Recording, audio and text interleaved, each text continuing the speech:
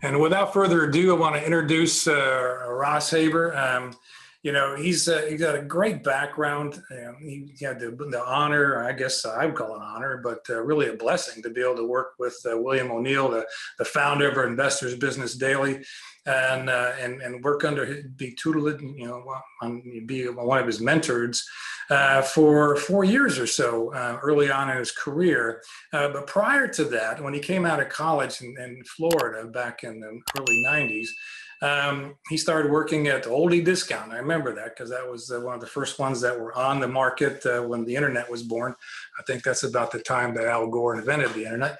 But anyway, he was kind of on the cutting edge, and he got really, really good. He taught himself some great skills with his software, and he'll talk a little bit about that. But he's progressed over the years to hedge funds and options and risk management. And now he is comfortably down in Florida, doing portfolio management and continuing to master his craft. So you see him often quoted in Forbes and Investor Business Daily and Seeking Alpha. So we're really blessed to have him here with us today. So without further ado, I'm going to go ahead and make Ross the host for the event here, and he will take over at this point and start his show, and I will stop my screen sharing. So Ross, over to you, and welcome. Thank you, Steve. Thank you. And thank you, everyone, for spending your Saturday morning waking up early to be here with me to go through this. So in any event, as Steve said, my name's Ross Haber. And before I get started, I thought I'd share a little bit about myself just to give you a little bit. I know Steve gave it to you already, but I'll give you a little more detail. So like you said, I started at Oldie. This was the big competitor to Schwab. There was no really online investing at that point. There was no E-Trade or what have you. Anyway, that was my beginning of the business. Now, the significant part there is the first book that I was ever given to read, even before the Series 7 manual, was How to Make Money in Stock. How to Make Money in Stocks by William O'Neill. So first book out of college, was How to Make Money in Stocks. That was the philosophy the office followed to gain clients and so on and so forth. So along my path of retail brokerage, I developed a good relationship with a client who, as you can imagine, was a big O'Neill fan. We found quite a few along the way, since that's what we were pitching to everyone, so to speak. And one day she called me up and asked me how I'd like to go out to California and work for William O'Neill and Company. So one thing led to another. And I found myself in a chair at William O'Neill and Company's Institutional Services Group. So I was there which was the beginning of, my relationship with Bill. Even in institutional sales, I was meeting with Bill 3-4 times a week, at least, often every day, to just go through the market, to deal with institutional clients. After about a year and change, Bill invited me to manage some money for the firm while I was there. So that was an invaluable experience. Like Steve said, a blessing for sure. It was a matter of being in the right time at the right place and really just making things work for me. While I was there, I got to work on all kinds of proprietary research, my favorite project being the 98 through 2000 proprietary model book. I also had the opportunity, I was working side by side with Bill every day. I got to do the IBD workshops with him. So I traveled around the country for a couple of years doing that.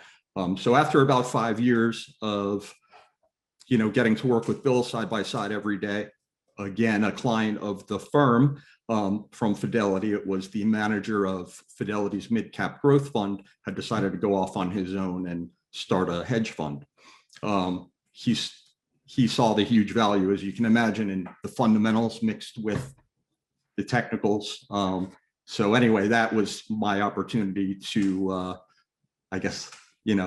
move on and up and run some money, with a guy who did the fundamentals. I wasn't all technicals, and we're going to get into this shortly. If you ask Bill, it's amazing, in institutional sales, you run into a lot of people who will tell you Bill's the chart guy, but Bill will tell you that it's 70% fundamentals. And that's what we're going to get in here to today. So enough about myself. Let's go ahead and take a look at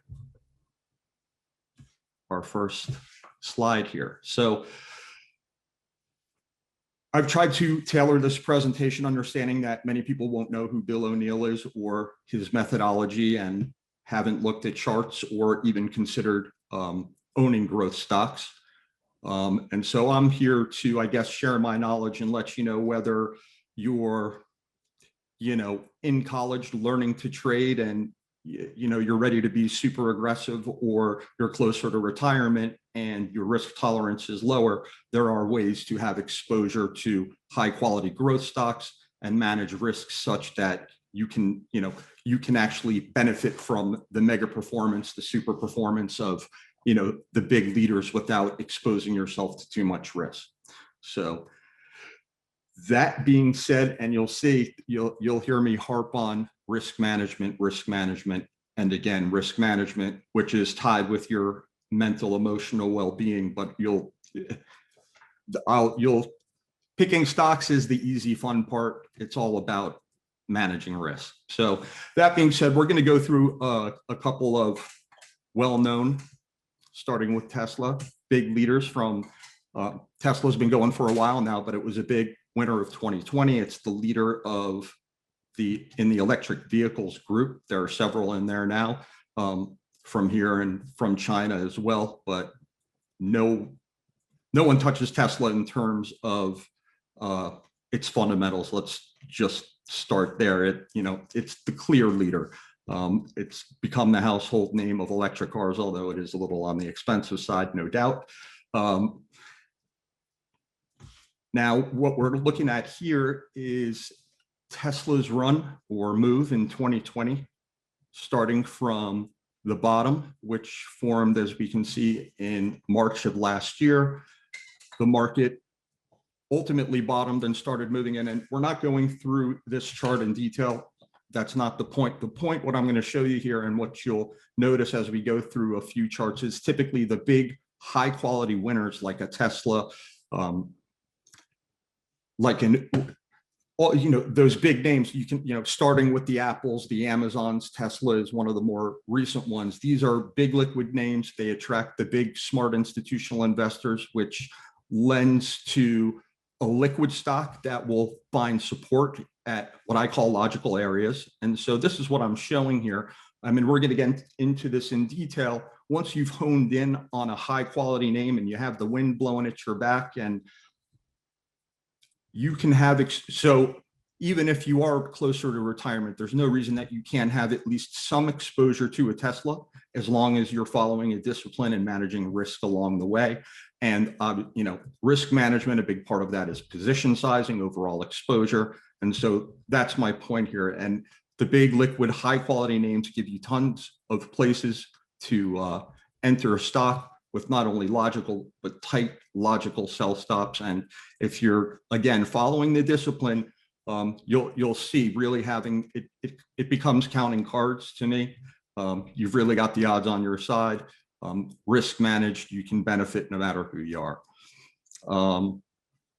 So what we're starting with here, as I had mentioned, Bill might be known as the chart guy out there, but he'll tell you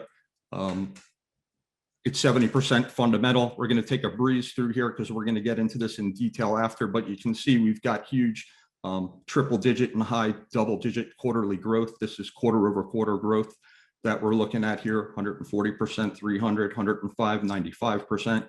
You can see we've got solid revenues or sales that are backing up those quarters that are backing up the quarter over quarter earnings. You can see we've got a slight dip here, but as long as we recover and go back to new highs, that's no issue. This is institutional sponsorship, which you heard me discussing before. So you see the increasing number of funds, and we'll get into this in more detail later. This gives you an idea of the quality of the sponsorship, which is very important. Next one we're going to take a look at here. We just wanted to go through a couple names to give you an idea of, the power, and not only the power, the super performance of one of these names, but also how you can manage risk so that you can, participate in this no matter who you are. So Fiverr, this is, for those of you who don't know, it's basically a website where you can look for people to help you with your online tasks. Let's say you're building a website, whether it be a logo or a script or whatever it may be. As you can imagine, with the virus and everyone at home, that helped push Fiverr even further. But anyway, so again, like we looked at with Tesla, Fiverr made it really easy to buy and manage risk along the way. You can see where it respects major or logical support at moving averages, which are all these squiggly, colorful lines here, which we'll get into. So it's liquid. It acts constructive at logical areas of support. So again, you can participate whether you're buying, and the beautiful thing about these is you don't have to be the first one to buy it. You can be the third or the fourth one to buy it and still make a ton, and really, whether it's the meat of your portfolio or a performance enhancer, there's no reason to stay away from these stocks as long as you're focused on the high quality names. So here's a quick look at Fiverr's earnings. We can see here we've got NA, and that's only because we're looking at quarter over quarter growth that, we're looking at losing less than the prior quarter. So there's no actual math for that, but we can see that's clear growth. And then we go solid triple digits, 163%, 200%. Not only do we have solid revenues backing up those earnings, you've got a, straight up acceleration for the last 4 quarters at this point. Institutional sponsorship here is, it explodes from 37 to 197 in 8 quarters. And this gives you an idea of the quality of sponsorship. So the question on everyone's mind, as I've been saying, it's all about risk. Everyone can benefit from these. So, and this, the answer will be different for everyone, right? So it depends on how much time you have until retirement. What are your objectives? What, do you have kids? Do you not have kids? What is your overall risk appetite? At the end of the day, what it's going to come down to is when you have that exposure, whatever you've decided, and you'll hear me, you always start small and work your way in. How do you feel inside holding it? Are you losing sleep? Are you nervous during the day? Then it's too much exposure. And we'll talk about that a little bit more as well. Bill had a saying, and anytime you were feeling anxious with your positions, he tell you sell down to your sleeping point. There's no reason you should not be anxious or worried about your exposure. That's a clear sign that it's way too much. So fortunately, Bill not only figured out a way to kind of, I look at it as the counting cards of the stock market, because it really puts the odds on your side and allows you to manage risk. And you can have your pinky exposed, or if you want, you can jump in the tank and have them dump water on top of your head. That's a personal choice.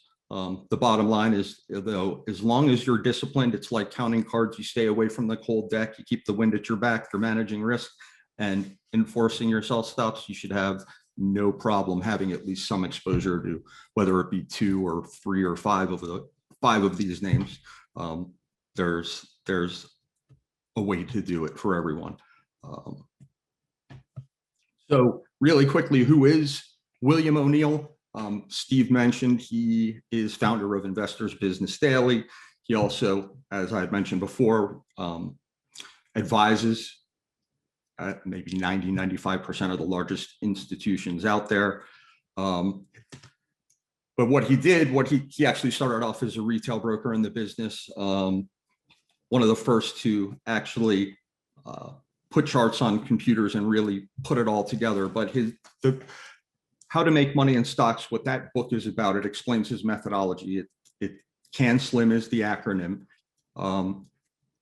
Those are the 7 letters that stand for the 7 most common characteristics of the biggest winning stocks before they began their massive moves to the upside. Now, he studied this back to the early 1800s. I've had the benefit of looking at the model books from early all the way up until the one I've created. I haven't seen any after that, but I have stayed in touch with those guys who've continued to study. And I can tell you that absolutely nothing has changed from then until now. Human nature stays the same. It never changes. And, Steve can probably tell you plenty about that. That's, all of that sentiment. That's why that seems to work so well, those contrarian sentiment gauges at extremes. So that being said, we are going to move forward and take a look at what these 7 letters stand for and take a look at what they, examples of what they might look like going forward as you're looking for that next big Apple, Amazon, Tesla, or what have you. So starting with current quarterly earnings, you want to know, is there significant growth from earnings quarter over quarter? Quarter over quarter, by the way, what that means is this quarter versus a quarter, the same quarter a year ago. It's not this quarter versus last quarter. You want to match one quarter to the same quarter a year ago. That also helps get rid of, account for seasonality, that sort of thing. But let's not get off track here. The important thing here, what Bill figured out is the biggest winning stocks have at least 3 quarters of quarterly growth of 25% or more. But I will tell you this is that is a bare minimum number, at least from my little experience, doing this. I started learning it in 95. I started doing it for, managing money for a living in 98. That's definitely on the low side. You can, I would say, insist on bigger earnings.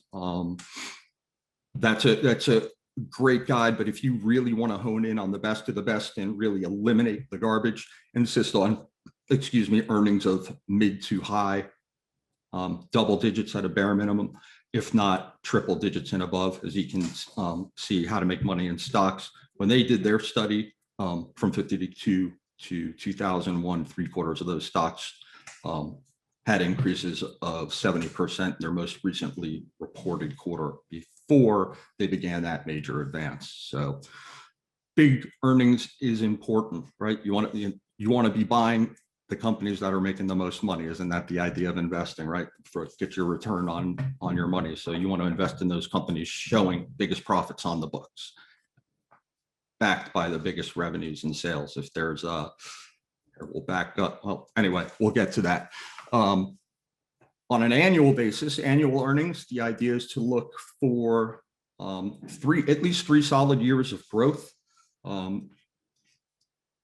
Acceleration is icing on the cake. It's fine. So it's fine if you see a little bit of a jump in earnings, as long as they're positive and growing. And here you want to see in excess, I guess I should have marked it, of 20. We're going to get into some examples, so it'll be easier to explain there. So in any event, the idea is to find at least companies that are showing at least 3 years of annual earnings growth. And as we get into it, we'll see annual earnings estimates, what the analysts are looking for in the next year or two for the company as we go forward in time, is a big consideration as well. So anyway, let's go ahead and take a look at some of these names. This is not a recent chart of COUP, but in any event, we can take a look at this point in time. We can see we've got one heck of a move here from the 30s up to, almost tenfold at this point. But the important part is here, we're just going to focus in on earnings. So here is our quarter over quarter earnings and sales. Here is our earnings. Here is our sales. This is the most recent quarter at the time this chart was printed. We can see here. So, while high double digits is nice, this is the kind of thing I really want to insist upon if I can. So if I can find, even if it's only 8 or 12 stocks out of 3,000 or 4,000 that have this sort of earnings growth, that's more than enough. And Bill would tell you, if you can't make money with the highest quality leaders making the most money, you have no right trading the ones, the laggards are the ones that are simply, in the same group, but not as powerful, not making that same, those, not having the same returns. So again, let's get to annual earnings, where I kind of stumbled before. As we can see here, going back to 2015, Coop was in the negative zone, but we can see we start to we go from losing 89 cents a share, losing less and less. Finally, we jump positive. So even though we've got a couple of years of negative earnings here, this is still fine because we're growing. And then at this point, these estimates were for, we're looking for a little dip in 2021. Again, these estimates are not current. It's from when these charts were printed, but you can see they look for a big recovery 2022. So 64% growth in annual earnings is a big deal. That would be solid quarterly growth. So an annual estimate that size is something to keep an eye on. Another thing I like to keep an eye on too are earnings revisions. So at this point in time, revisions, analysts were revising their estimates higher. That may not be the case now, but that is what you are looking for in terms of quarterly earnings, revenues, and annual earnings.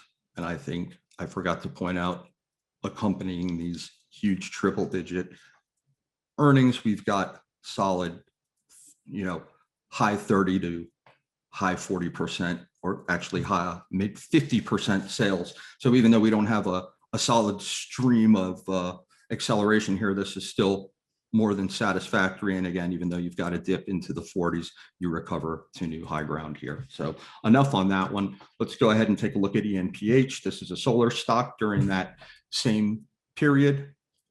Again, we'll take a quick look down their last quarter of earnings growth. Massive triple digits across the board, even though you fall from 800% to 375%, not too worried about that there. You can see in the very beginning, sales were a little bit, didn't match exactly, but they caught up quickly, and that sort of acceleration is worth noting, even though we've got a dip in this most recent quarter here. So this is keep an eye on this sort of thing. Anytime these are the stocks when I tend to be more of a position trader. For me to have the confidence in my stocks, I want to know that not only are they a leading name, a leader, based on their product, their service, their management, I want to know they're clearly making the most money in the group, that they're liquid, the big high quality institutions own them. That's the sort of thing that's what gives me conviction. So again, here, back up to their annual earnings. We're a little from negative to positive, but eventually we go from losing $1.04 to only losing 25 cents, and we go positive and start growing. At this point, again, we weren't expecting huge growth for the end of 2020. We'd have to take a look and see how that ended, but still 2021, 41% growth for the year. That's solid at this point. And we're on to the next slide. Did we have, bear with me. Okay, I wasn't sure if we had. So that is the CMEA, current quarterly earnings and annual earnings. Now we are on to the N in CANSLIM. So is the company or stock you're looking at currently innovating? Does it have the history of innovation? Are they the new disruptive company in the group, the Uber, the Apple, the Tesla, whatever it may be? PayPal at the time, Elon hasn't disappointed from early till now. So that's the kind of thing also that I'm looking for. I really want to know that there's a fundamental story there. I don't want it to be hot garbage, so to speak, with you're not, anyway, there is a difference between those hot laggards that you can make money on when you really have a hot market, a hot, solid trending market. No particular group is on fire, and you can find that high relative strength stuff along with it. but the real test comes when the market corrects. The idea is to have the highest quality stuff, and you want to be in the ones that are, the absolute best of the best. So this is a very, as far as fundamentals go, this is a very important aspect to be aware of. Now, supply and demand, the S in CANSLIM. This, what it used to really discuss was, all things being the same, does stock A, let's say with a 60 or 70 million share float versus stock B with a much larger float, which, all things being equal, you would tend to want to stick with the one with less shares outstanding. Just makes sense, less supply of stock to move. So when the institutions do start to pile in, you get that explosive move higher. So, I think, is the 98 through 2000 model book was, I don't know if that was the point where it all changed, but it became very clear that you could make plenty of money on a very large cap company, whether it be an IBM, the Dell, Dell turned into what have you. So the S in CANSLIM is a lot less important now, and that really hasn't changed since. So at this point, given the 60 million share float versus the 600 million share float, I'm going to tell you to stick to the one that has the better earnings, the higher relative strength, and the better story, and focus less on how many shares are outstanding at this point. Now, this is extremely important, so Bill, I'll explain the technical part. It's kind of like Russian dolls, the M in CANSLIM we'll get to, that's going to be the market. But essentially what Bill figured out is you want to buy the highest quality stocks based on these 7 fundamentals that we're going through, the CANSLIM. But what we're looking to do is, once we know that the market's in an uptrend, we were looking for the strongest stocks in the strongest groups. Every bull cycle or major, uptrend is led by at least 2 or 3 leading groups of growth stocks.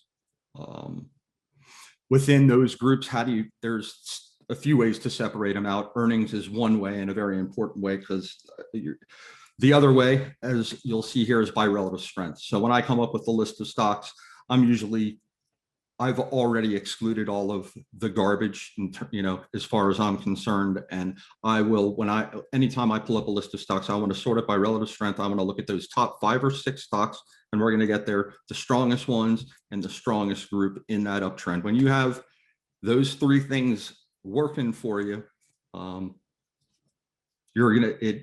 you follow your stop losses, it's going to be very hard not to make money, to ultimately make some money over time, with proper discipline and stop losses in place. So we're gonna get into a little bit of relative strength in a little bit, and here's one thing I would point out. While we are, market's a little bit weird right now, and I don't want to get too off track here, but keep in mind, when a new trend gets underway, the NASDAQ is kind of in its own little mini correction now. What you'll notice, and this is just the fact, the stocks that will lead us higher again will tend to be newer names, and not the same ones that have already run up 5 and 10 times from the cycle prior. This is so that's what you're looking for as a market corrects. The leaders kind of poke their heads out and make themselves known. Those are the stocks you're looking for. Now on to I. This is institutional sponsorship. Those are the big investors, banks, mutual funds, hedge funds, insurance companies, trusts, what have you. Why is this important? 70% of the market's volume is directly related to the institutions. So what you want to do is figure out what the highest quality institutions are buying and increasing exposure to, and try and ride their coattails. How are you able to do this? Well, that's another thing that we'll look at.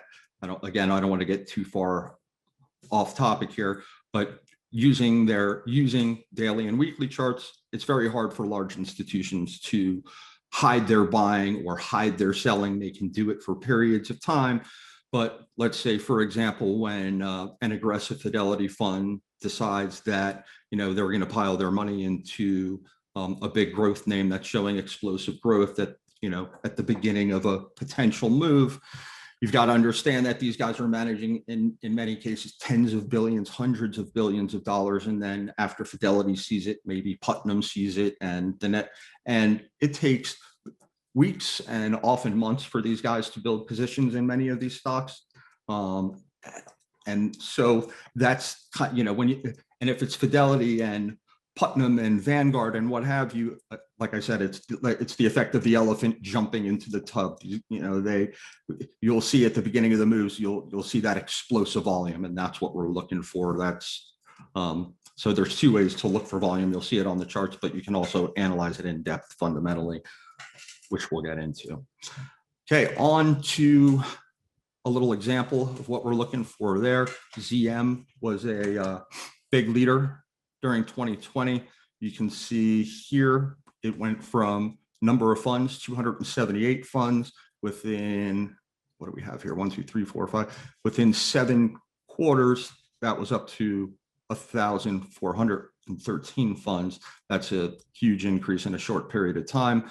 What we're looking at down here, IBD mutual fund index ownership. What IBD will show is not, well, this is from MarketSmith. Actually, not only will it show you the number of funds as they're increasing, but what they consider high quality sponsorship or their flagship funds. So Fidelity Contra Funds got a small position. I like to see at least 1 or 2 in there along with the big increase. So that is what ZM looked like right about the middle of, oh no, actually this is end of 2020 all the way through December. Again, we've got it. We're looking at the same thing for COUP. 427 institutions, 8 quarters later, we're at 1,105. You've got a big showing of high quality funds in here. You've got 5 of them with decent positions. So that's great to see. And one more example, ENPH we looked at earlier, from 160 funds to 1,008. And you've got a couple of high quality guys in there long that stock. Now on to the M in CANSLIM. So this Bill would tell you was, if you don't get the M right, nothing else matters, right? You can be right on, you can be 1,000% right on everything else we just discussed, the C through the I. And if you don't get the market direction right, you're going to ultimately lose money. When the market trend is very important. 3 out of 4 stocks, the majority of the stocks out there will follow the trend of the general market. So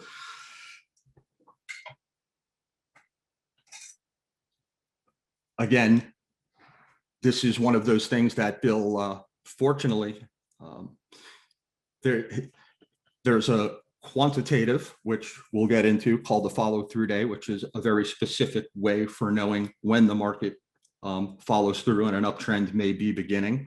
And that is, we're going to take a look at that. That is one of the major things you've got to get on your side. And then once you're in an uptrend and you're honing in on the highest quality stocks that are the strongest ones and the strongest groups leading that uptrend, you've already got a ton of wind at your back. And then it really comes down to exposure and how you're managing your losses along the way. So, but that M in is an extremely important part of the equation. If you're, even if the market's chopping back and forth sideways, it becomes very difficult to make money. And that's what we're trying to do here. So I will, cash is a position. I would just say that even for the most aggressive traders. So it's never all or none. But with the market either chopping sideways or working against you, that's, let's put it back to counting cards. That's not a hot deck at all. If the market isn't clearly trending higher, and I'll tell you, the leadership will typically let you know anyway, you won't find many stocks worth owning. So as I mentioned in the beginning, risk management is what it's all about. You know, Jesse Livermore, okay, is from the early 1900s.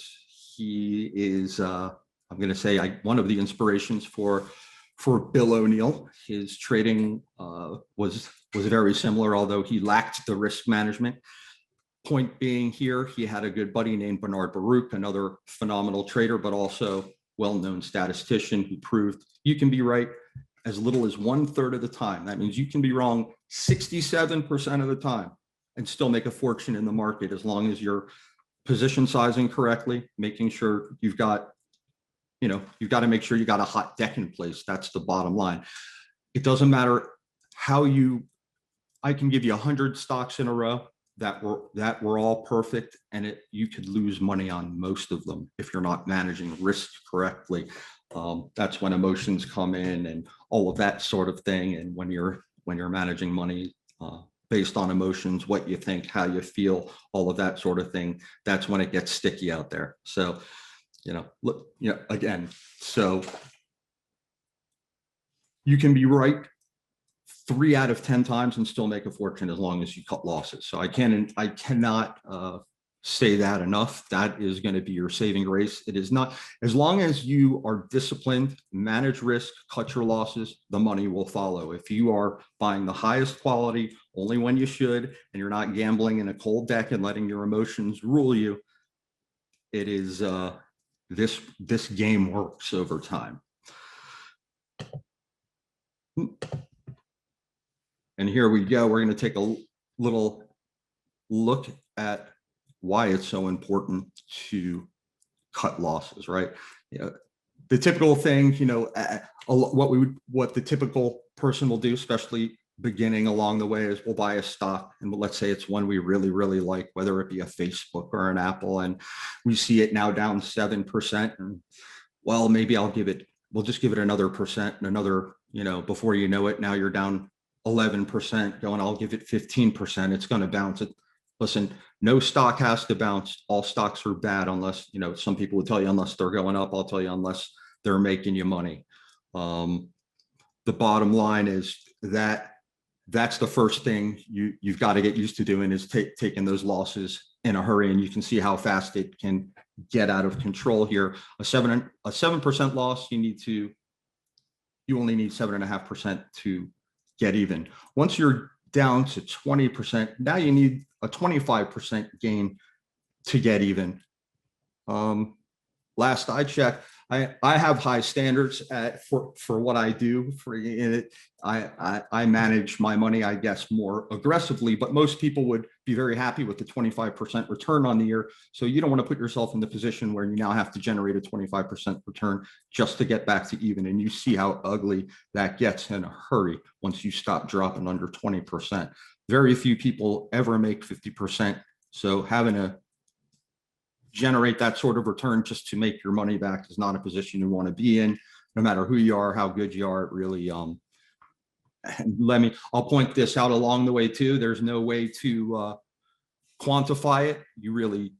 It really tears up your psyche, hurts your emotions along the way, which is the emotions, and it's equally important to protect your emotional capital as it is your financial capital. So that should be said along the way.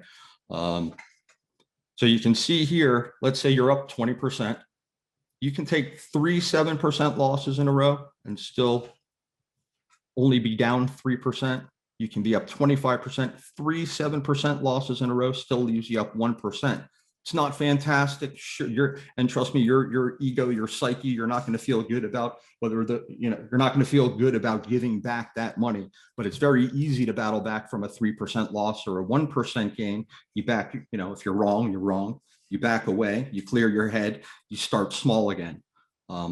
So these are the things. This is the most important part about investing in growth stocks. I always say the fun, easy part is finding the good stocks to buy and then stalking and waiting to buy them. How you manage your emotions and the losses and your risk after that is what it all comes down to. We could all, think that, stock ABC is going to the moon and it has the earnings. And listen, if your position's too big, one big shakeout in the market, you may not be long that stock anymore on what just happened to be a normal shakeout because your position was too big and you become emotional and get shaken out of the stock. But anyway, we can see here, that's one big reason to keep it at a max of 7-8%. I would say this personally, a lot of times I keep it to 5%, give or take, and we'll discuss that more along the way. The 7 or 8% also applies to what Bill figured out when a stock is breaking out in its early stage basis. Let's just, and we'll look at, but anyway, an early stage base breakout that meets all of the CANSLIM characteristics, the majority of the time should never close back below that pivot point or entry point. Most of the time, it should never close 7 or 8% below that. So as long as you're following that and everything else is the way it should look in terms of CANSLIM, it's early stage, the earnings are there, all of your fundamentals, most of the time, as long as you're following that, you should get stopped out of your stock.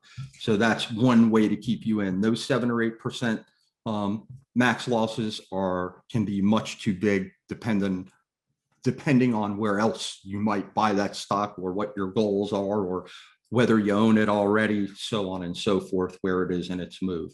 But so anyway, that's enough on that. Yep, 7 or 8% is your max just to keep you out of trouble. And there's also a statistical reason for that when it comes to buying leading stocks with CANSLIM fundamentals coming out of early stage basis. So while we're talking about risk management, we're going to discuss distribution days. What a distribution day tells you or gives you a sign of is that one of the large a group or the large institutions are distributing or selling their stock. The technical definition, let's say we're looking at an index chart and we want to know, we're looking at the NASDAQ or the S&P 500 and we want to know whether we've got a distribution day or not. The first test is, did it close down at least 0.2% and was volume heavier than the prior day? So that is your technical definition.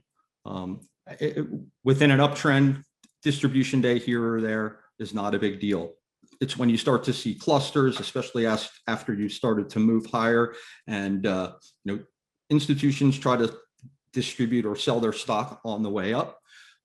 Again, like we mentioned before, it's very hard to hide this, especially when they start to panic and sell together, or really, start to, get on that same path of it's time to take some profits. You'll see distribution days show up. You'll also start to see leading stocks start to maybe act funny, get volatile along those same lines. So a very easy distribution day to spot would be a day that closes down on the day. Let's say, 0.87%, like we use in the example here. Volume's heavier, very easy to see. It was a red day. Volume was bigger. We're down well over 0.2%. However, and we're going to look at a few of these. There are what I call subtle days of distribution, where Bill calls this churning or just churning or stalling.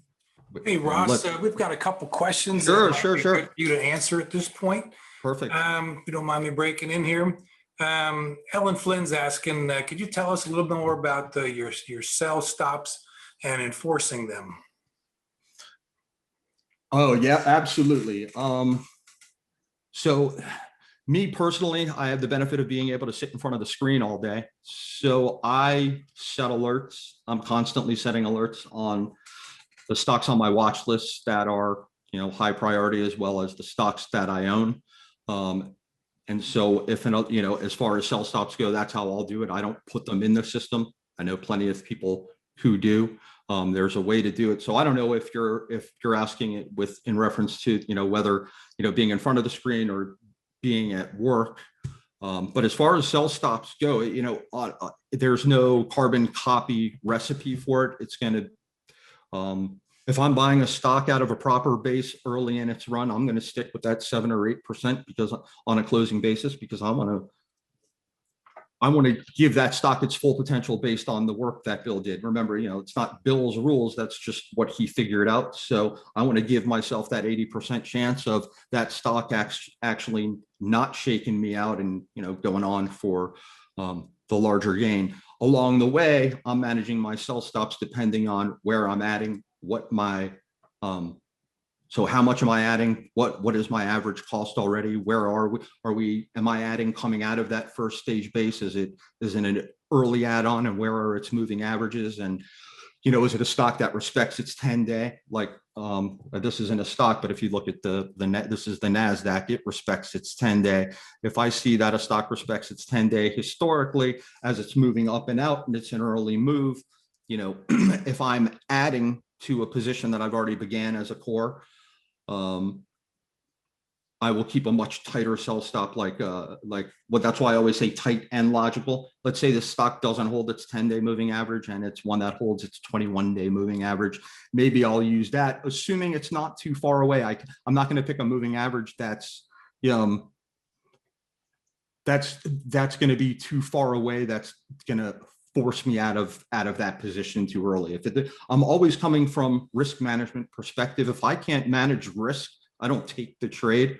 So I say this: if you don't, when you take a trade, you've got to know where your sell stop is and why before you put that buy on. And it doesn't matter if you actually put it in the system, as long as you're watching to make sure you can enforce that sell stop. So it's going to be, does that make sense? Depending on the trade, the stock, and what your goal is at that point versus everything else. That's how I'm setting my stops along the way. Okay, I think that did a good job, because she asked about, what was the time frame? 7-8% sell? Was it quarter over quarter, or what time frame? I think you're looking at the support lines, 10, 21 day, whatever. I think that kind of helped answer her question. Okay. Sure. Another question we have from John Woods is, Peter Lynch used to say that you had no business owning a stock for which you don't understand what the company does, i.e. Coop and ENPH. What's your position? Well, yeah, those are going to be names that are not household names, but Coop was a big leader, right? So, Bill will talk about this. The leading name isn't the one that everyone necessarily knows. Like those are the ones that become the household names. But when you go through, the William O'Neill and Company proprietary model books, they're loaded up with companies you've never heard of before. But they were the leaders. Why? Because those were the stocks in the leading industry groups in the strongest sectors. So, yes, you might find a Tesla or an Apple along the way, but ENPH is a solar stock, right? And so how do you know that that's a leader? Well, it's really not all that difficult. MarketSmith will give you a blurb right at the top what it does. You can check the company's website and go through, you can find quite a bit online. So yes, you do have to do a little bit of work to really to get an idea of the story, what they're doing, who's their competition, are they a leader? Is there a reason for now? Remember, I'm only checking these companies because they have those explosive earnings, right? So what makes a leader are the companies with the most explosive earnings, the best fundamentals, the highest quality, that have the highest relative strength, that are in the group, that are the stocks that are leading the groups that are leading the market higher. Does that make sense? So ENPH was one of those stocks. What was it? COUP. So software was extremely hot. That was the larger software sector, whether it was enterprise, security, desktop. It could have, there was really specific stuff, software specifically for, the medical industry, so on and so forth. So COUP was one of those. And how do you figure that out? Well, like I said, I checked out the website. I talked to some, I've got some friends that helped me out around, but it was really more than anything, what draws my eye to that when I'm screening the market for stocks. I'm automatically looking in that group because I know that sector is huge. So I'm constantly screening all of the industry groups within the software sector and trying to figure out which are the ones with the high, those most explosive earnings, the highest relative strength. And then if I've, get it honed down to 2, 3, maybe if it's a huge group, sometimes, let's say the biotech stocks, just that's an enormous group. I want to say 600 or 700 names in there. Some have as little as, it depends. The solar group isn't huge. So some are as little as 25 or 30, maybe even less. Some are 80 or 90. But always the leaders are. So if a biotech's, even if you've never heard of those 6 or 5 companies that with the highest relative strength and the most explosive earnings in the biotech industry group of the medical sector, it doesn't mean, those are your leaders, whether, we're talking about them at home or not. That's so anyway, that's what defines your leader really. And sometimes it's not as easy as a story. And you Amazon, a lot of these big leaders didn't have their, you had to kind of figure it out along the way. So, but anyway, so I hope that makes sense. But I would tell you that the majority of the stocks in the model books, and those are the model books of the biggest leading stocks over every market cycle, you've never heard of. Okay, great. Lily Lou kind of asked a parallel question can you talk a little bit about the current rotation out of tech and when you think this rotation may end and the tech area will start to strengthen again?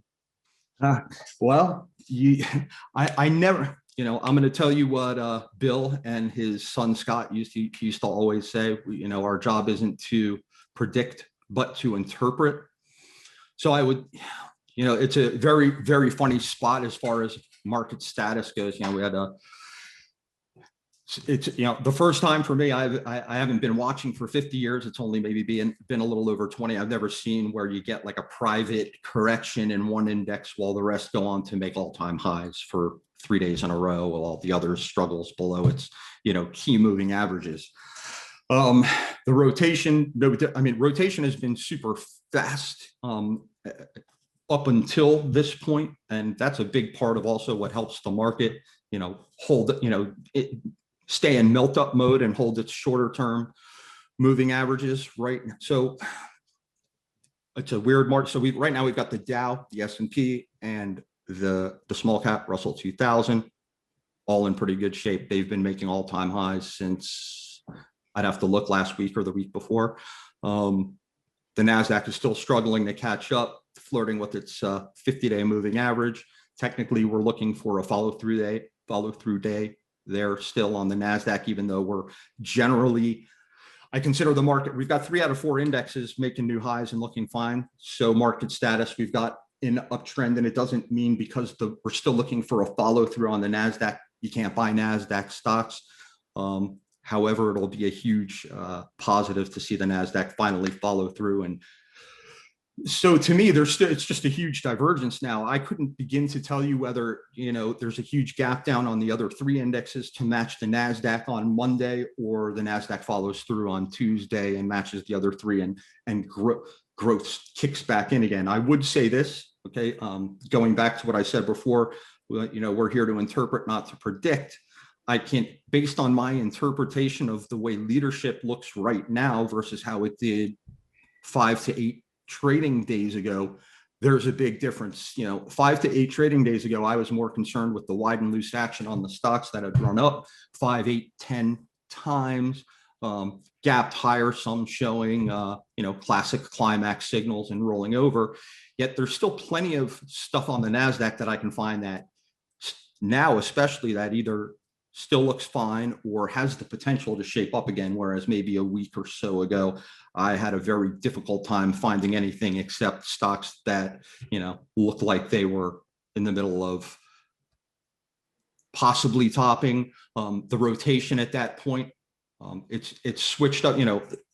At that point, it was the immediate rotation was into oil, mining, steel. And I know people ask, will those stocks also go up, now that the economy is opening back up again and all that? And yes, they will. Those stocks, they can work in a bull market. I would say, let me put it to you, you do not have to have technology and biotech in mass leading a bull market. I've seen plenty of times where you can have some slower, less volatile names in the healthcare and medical industry working, financial names, specialty retail, like those luxury retail and leisure sort of stuff that you see now, whether it be Lululemon or Deckers and Crocs, and those things as a whole, like I said, you need at least 2 or 3 industry groups to lead a market. I always love to see at least some, technology and biotech and that sort of thing in there, because those are the companies that are truly changing the way we live, the way we work, the way we communicate. The other ones, the oil stocks, the steel stocks, the more commodity related type one. So I would say this, what I learned from Bill in the very beginning is he would typically stay away from gold and oil. And why? Because, even though some of those companies do have some solid earnings, they generally follow the price of the underlying commodity. He knew nothing about that. And so he just stayed away from those, So then, of course, we saw that period where China absolutely exploded. But I would tell you this, the one thing I did notice is during that time when we saw the agriculture and chemical and steel and all of those stocks going crazy. First, you still had tech and solar and, the biomed names going with them. Also, within those industry groups, there was clearly, 5 or 6 liquid names with institutional sponsorship that were growing their earnings at, like growth stocks. And there was a fundamental reason for it. So I'm always a little bit skeptical at first, I guess is the word I'm looking for. When I see the rotation into those names, I start to think those are more names that guys try to hide in more so than rotate into. However, that doesn't have to be the case. We can see. So I know this, I'm going on, and this isn't answering a question as to when, but I would tell you this is long. So she was looking a little bit more 3 to 5 year medium term within the context of rising yields. Say that again. I'm sorry. She was looking, her question was more medium term, say 3 to 5 years, as we expect interest rates to slowly return to the normal range. Right. So I would tell you that I wouldn't be surprised to see the net. Like I said, we could watch the whole market. I have no idea. I'm prepared for anything any day. I'd say based on the way that leadership has been shaping up, I wouldn't be all too surprised to see the market follow through sometimes next week. And what you'll see is the rotation in those tech names, you'll see the ones that have started to fall apart, probably continue to fall apart. The ones that ran up less. So there's the new names that will work. New doesn't necessarily mean new. They didn't work in the last cycle at all. Maybe the last cycle they just started to work, and they're still early in their own cycle, and they're still in a group that has potential, that are still early in their cycle, meaning first and second stage basis. So the rising I was talking to the macroeconomic picture. It's so hard. It's great. You want to understand that. You want to understand in general where interest rates are going. But I've watched the market go straight up as rates are coming down. I've watched the market explode while rates are going higher. Everyone will tell you the reason for that after it happens, and never before. So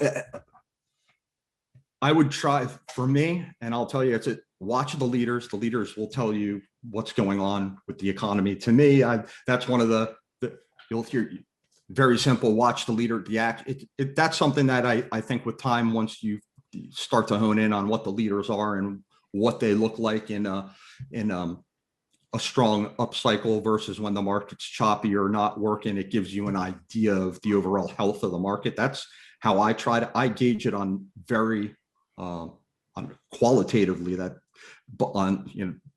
I'm constantly looking to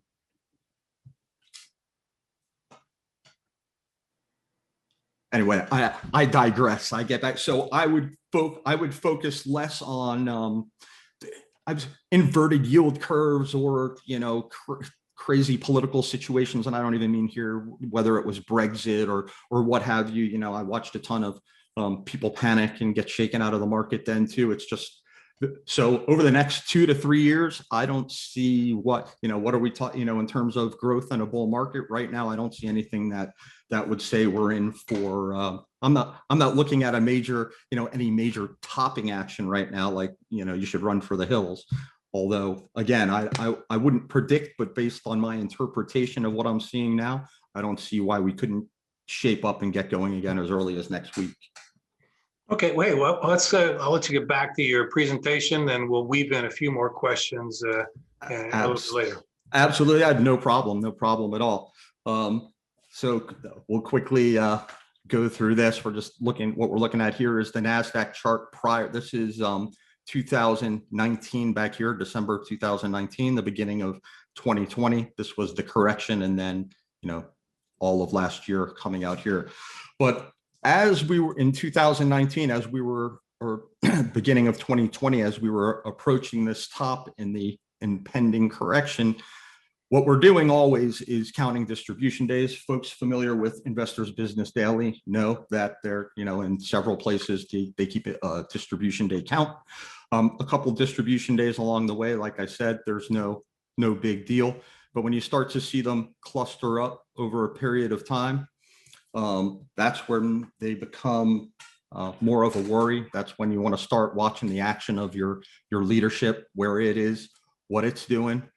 Very quickly, I'm going to point out the stalling or churning action. You see how these days both are blue because they close higher. The point here being is volume picks up and they close at the lows of the day. So even though it doesn't meet that technical definition where we were down 0.2% on more volume, the fact that we stalled or churned, that we were, much higher, but by the end of the day, everything just fizzled out. That's what I call subtle distribution, but also what Bill has termed stalling or churning. But anyway, so we can see here these days we're down clearly 0.2%. I'm not going to go through the percentages. Volume picked up, so that's a distribution day. These are the easy ones to pick out, where you're down a whole bunch, volume picks up. You've got a stalling day here, and then as we roll over, you've got a cluster within the last few weeks, and you're breaking down through major moving averages. On a stock at this point, I will tend to give a stock that breaks a major moving average a second day to break below. But when you see this sort of, the distribution piling up and you get a big gap down below the 50 and you start, that's a clear sign to move out of the way, which, depending on where you are, sometimes it feels really tough to sell there. You wish you had done it along the way. But let me tell you, it doesn't take much to see that getting out here is a lot less painful than trying to wait for that bounce. You can wipe yourself out doing that. So this is just one way to watch for institutions selling as the market goes higher. Here we're going to look at the NASDAQ.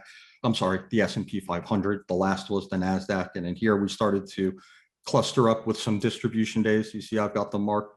We don't have any of the subtle days to mark, just clear down days on more volume than the prior day. Here in these light blue lines, I have so we're down but closing the upper end of the range. But if you stretch the line up to so these two blue days are would count as distribution days based on the technical definition, but they're light just because they closed way up off their lows for the day, which gives you some indication that that everyone wasn't just bailing straight into the bell. A lot of times Bill will tell you if a stock, I try to use the 50% mark as my gauge of accumulation distribution, depending, but Bill would tell you as long as a stock is at least 40% off its lows, that's at least marginal distribution. And you can see here that same sort of thing. Distribution starts to cluster up. You can clearly see the big volume come in here as the stock rolls over again, or I'm sorry, the index S&P rolls over again, breaks down below its major moving averages. I guess so 65 day, even if you were to give it a second day, with this massive weakness, you're not waiting till the end of the day. You're selling at that undercut right there and saving yourself. And that's at the dead worst that could happen to you. And again, remember, I would tell you 9 out of 10 times the leading stocks you're in are going to have kicked you out way before the market gets down here. I rarely find myself bailing out of stocks after a market is broken down below a 50-day moving average, as long as I'm following my sell stops, which is why I'll tell you, watch the leaders, because if you're in the right leaders, then 9, 8, let's call it 7 or 8 times out of 10, they'll kick you out before you need to watch this happen. Okay, so follow through day.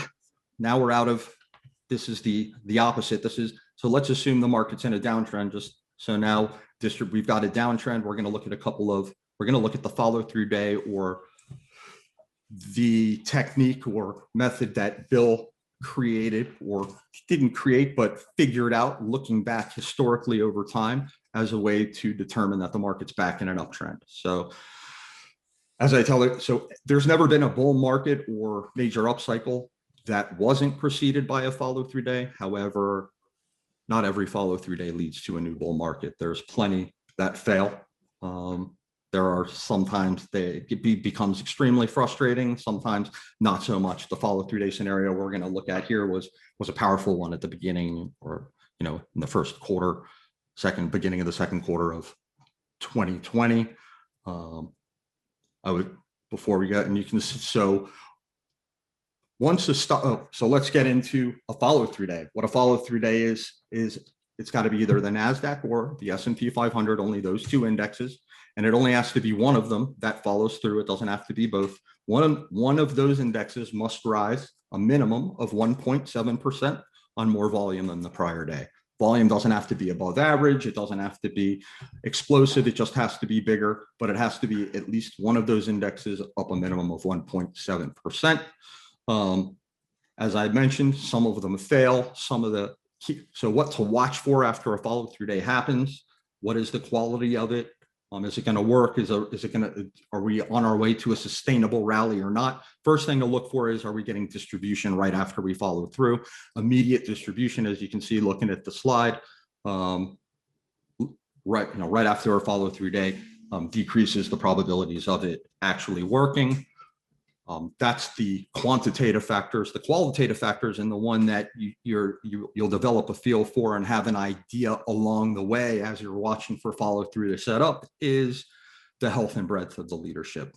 Are there at least 2 or 3 groups that are, groups of stocks that are, tend to lead bull markets historically, not the ones that have worked less often, as participants sometimes. So that's enough there. Let's get on to exactly what a follow through day looks like.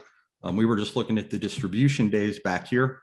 So we've got this massive correction that happens back in March of 2020. And you can see here, then we finally got a bottom in the NASDAQ. So the process works like this. So now we've broken, the market's in correction. And every time we're coming down, we're watching for the market. What we want is the market to make a low and bounce. That's where the beginning of the count is, right? So here's the beginning of, we make a low and actually begin to rise. Here's a day 1 of our potential rally to follow through. Day 2, day 3, day 4. Now, a follow through day, I never got to it. What we're looking for should happen on day 4 through 7 of a rally. That was important. That was important to explain. So what you're looking for along the way is, as you approach day 4 through day 7, what you're looking for is the NASDAQ to rise 1.7% on more volume than the prior day. But as we count along, you see we undercut the low of the rally attempt. So now we're falling again until our next rally a day. So this would be a day 1 again that immediately fails, and so on until we finally get a rally day that hits bottom and we count without undercutting, right? So what happens here, we find this is day 1 of our rally. And again, it's a little in the same way that churning or stalling is subtle distribution, this is the opposite here. So even though we've got a pink day, which would indicate we were down, you can see we're only down slightly. We closed well into the upper half of the range, if not the upper third here. So that's an indication of strength, support, and actually an accumulation day. It's also relevant and constructive that it shook out below this low. In any event, so we gap up the next day. Here's day 2 of the rally, 3, 4, 5. We're not going to count them all. Day 11, I forget what it was up over a little 2% on this day. Volume picked up from the day before, just happened to be above averages as well. So that was our follow through day. What does that mean? Does that mean, oh my goodness, we need to hurry up and be first to rush in and buy stocks? No, it doesn't. It means now we start to look at our lists and see which of our highest quality names, first of all, do we have 2 or 3 or preferably more groups that if you look at their daily charts, I'd like them to in general have a similar look to the indexes where they've bottomed and started to come up the right side and have the potential of base building. At a bare minimum, the strongest stocks will often be stronger than the market and might lead the market up the right side. And, the very strongest names, not all the time, but can break out even before a follow through day. But once the market follows through, that's simply an indication that it's time to start looking. I will always try to buy at least 1 or 2 stocks, assuming I believe that, the leadership is solid enough, has the potential to sustain a rally as time goes on. I'll always test out 1 or 2 small positions. If I'm not able to get traction, I get pushed out of the way. That's usually an indication to me as well that something's not quite right yet, or it may just be an indication that I'm not quite right yet. But the idea is, again, remember, it doesn't matter. I keep my loss small and I continue to watch. As long as the market continues to act constructively after the follow through day, we don't come across immediate distribution, and leaders continue to look healthy and more continue to look healthy. The number rises, the number of industry groups grow. That's what healthy leadership looks like. So that's the qualitative side of follow through. Now we're going to take a look at the S&P 500, which I keep calling the NASDAQ. So the S&P 500, again, we didn't have to wait for it to follow through, but we're just looking at it here. It took 6 days longer. It took the S&P 17 days to follow through. If you were to look at the NASDAQ, it also followed through on this day. So you wind up with what I would term a follow through day on the NASDAQ as the S&P follows through. Again, remember, all that matters is that one of the indexes follow through at least once. But this is, like I said, this is a powerful situation. This is giving you, a further clue that the market is, got a lot of strength behind it, and that potential powerful uptrend is in play here. And at this point, remember, I was talking when I was answering a question earlier. At this point, if you were to start to evaluate and interpret what the health and breadth of leadership looked like, it was clearly in much better shape than it is today. So getting back to kind of, in the beginning where we started, let's say you're just getting started, and this is going to look this is a very aggressive example. But like I said, even if you're closer to retirement and you're only comfortable with 5 or 10% of your money, it doesn't matter what you are personally comfortable with. The idea is figure that out. What makes you happy? Start small. There's never a rush.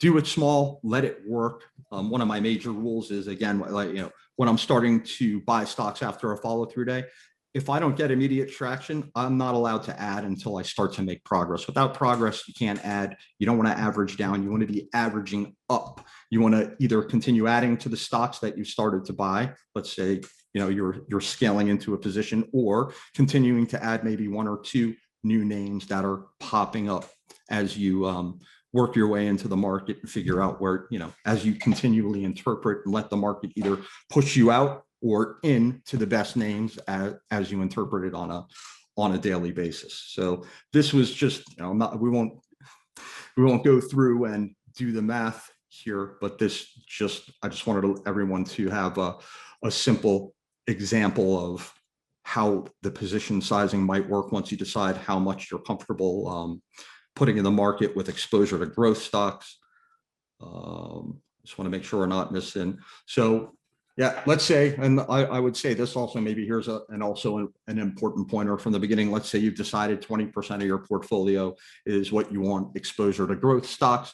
Again, scale in, don't do it all at once. Start with 5%, wait to make a little money, add to that, be really disciplined as you work your way up to your 20% exposure. And if you're losing sleep before you get there, maybe 20% is too much. Or if you're not, scale it down until you start to once you start to make progress, you'll build confidence and you'll start to you get into the swing of things, which is extremely helpful. So putting it all together. So again, it's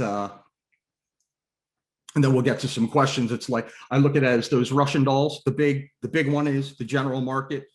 It's super important. You've got to, right? The deck, you got to know that the deck is hot, right? We at least got a hot deck. The big cards are in there for us. You want to know that that's in play, because like I mentioned, if it doesn't matter how great stocks are you think you have in front of you, if the market's going down, they're not going to work.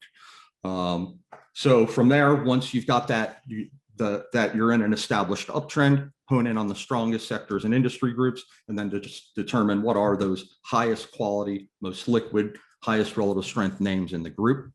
And then, I'm happy to, and this is the part, so I say, you want to maintain watch lists. I keep them on paper. I also keep them in my software. And then, we're not going to get into this today. That's when you get down.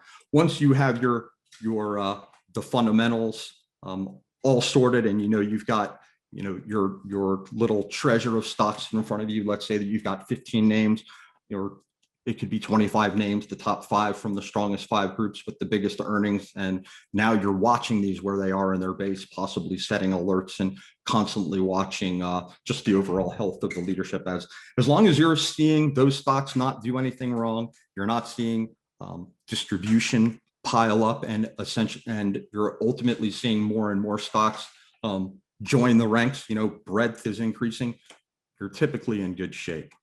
And now I wanted to leave some time. I know I've been jabbing on here for a good hour and 15 minutes. I wanted to answer some questions, and then if we had some time, I'd be happy to run through a basic screen on MarketSmith and give you an idea, tab through a few stocks, show you how a stock or two that might be worth adding to a list and alerting, and just and then it's a rinse and repeat process from there. It's so anyway, Steve, I'm gonna hand it back over to you to see where we're at in terms of questions.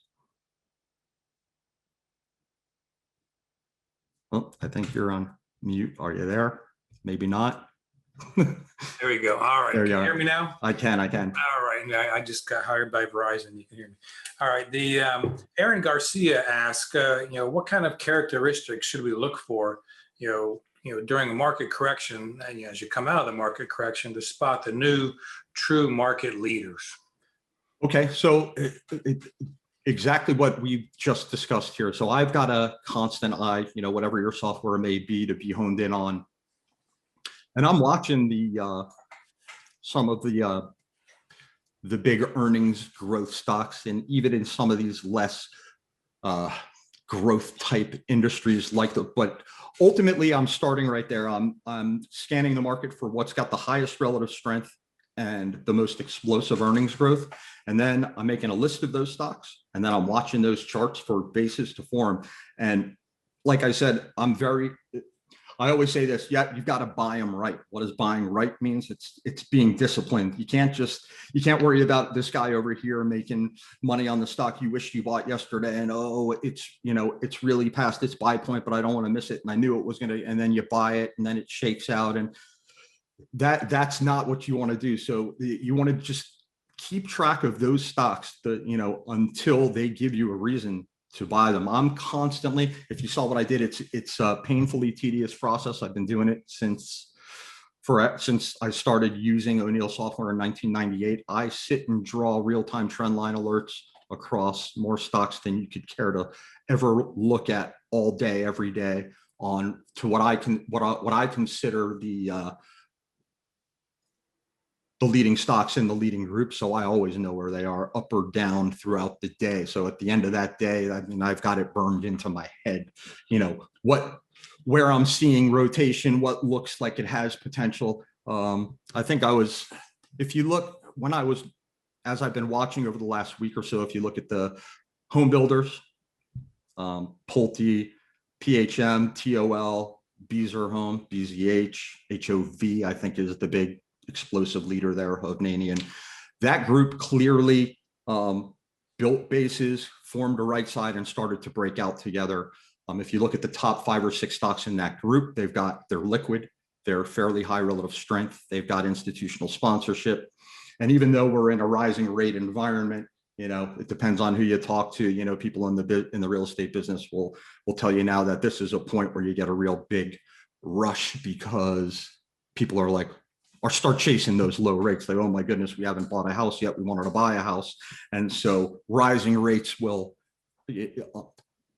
sometimes it has the effect of propelling those people who have been waiting and waiting and waiting into buying. So I guess, I'm just trying to give you my fundamental feel for why that might be going up. A lot of people look at lower rates, as the fuel for higher real estate. But so anyway, but other than that group, it was the oil, like I said, the oils, the miners, transportation shippers, and there's a few, I see them in there, the ZIM, I think there's another in the transportation shipping group, and they've got big earnings and they're breaking out. I've tried playing that game before, and I think at the end of the day, that's not where I make my big money. Where I make my big money and what I'm looking for is a group like the home builders that has that potential that I know, but I'd like to see that, like, whether it be some high-end specialty retail somewhere in, I think we're starting to see, we're seeing strength now in data storage.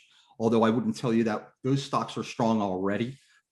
They're not forming bases. They don't have potential, but they have been exhibiting clear strength. And so those are your I think it's Teradata, TDC. You've seen Dropbox starting to work. Google has been the most stellar FANG stock. So that's Drive. So but what I would really like to see, forget even 2 or 3, 4, 5 of those, but closer to, what I want to see them is, remember when we were just looking at those follow through days as the market bottoms and starts making the right side.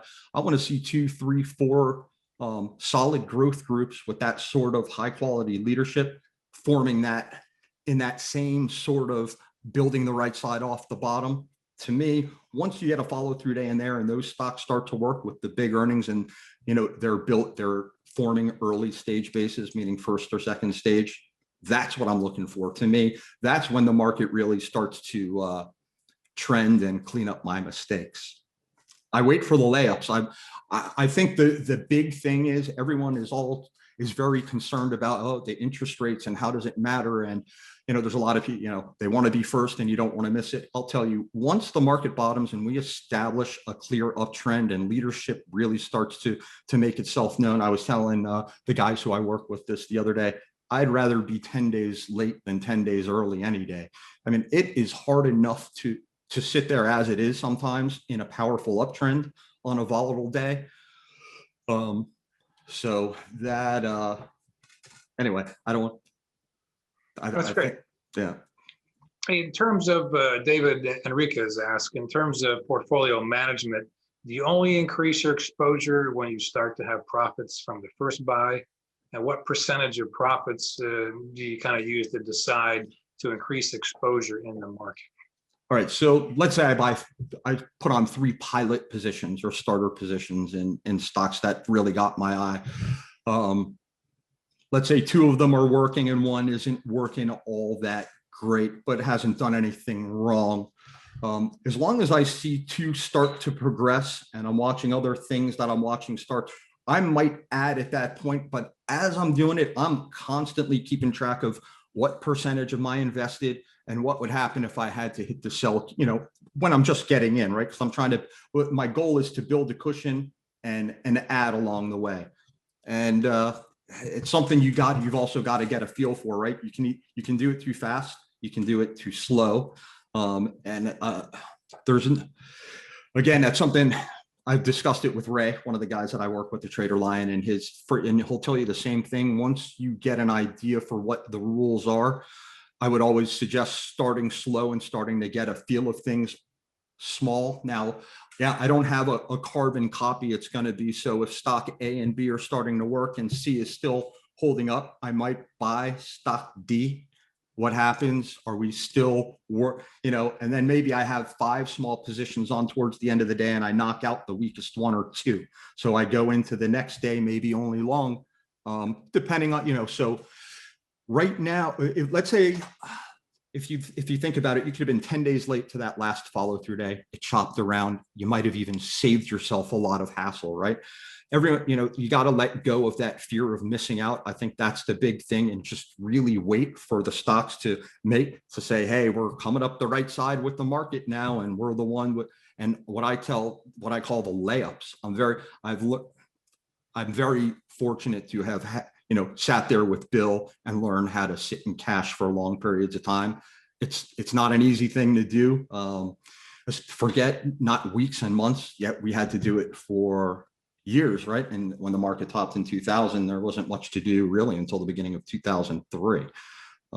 Market didn't really cooperate, if I remember correctly, until May or June of 03. So it didn't even matter. That market followed through, and it was really tough to make money following this methodology.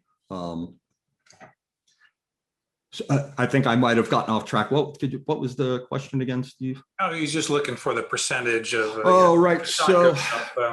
Is it 10% or what is it that's going to say I need to throw a little bit more? It's gonna be more like, am I getting traction and is stuff moving, and the stuff that isn't work right? So I'm interpreting how it's going along the way. I don't have, but yeah, I mean, I want to see at least a few percent get under me. It's not going to be a 0.5% or 1%, and whoa, it's working. I want to see a few, a nice little push. I'm typically buying things early, and I'm already ready for what I might be buying next, and my head probably is working a couple steps ahead of where I want to be at that point. As I'm getting long, I'm constantly watching what the market's doing versus the leadership, and where the strength may or may not be, but maybe a few percent. And then as I add, I'm just constantly watching. If all of a sudden I lose traction and all of my realized gains go away, I'll do my best not to let so if I get started and I'm up 3 or 4% and all of a sudden everything looks like it's about to fall apart,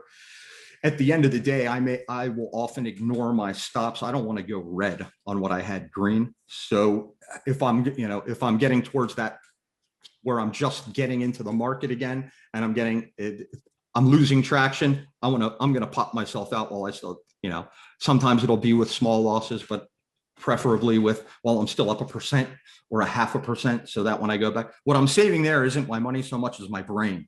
It's very easy to lose, and I probably haven't emphasized that enough. Keeping a cool head is what it's all about.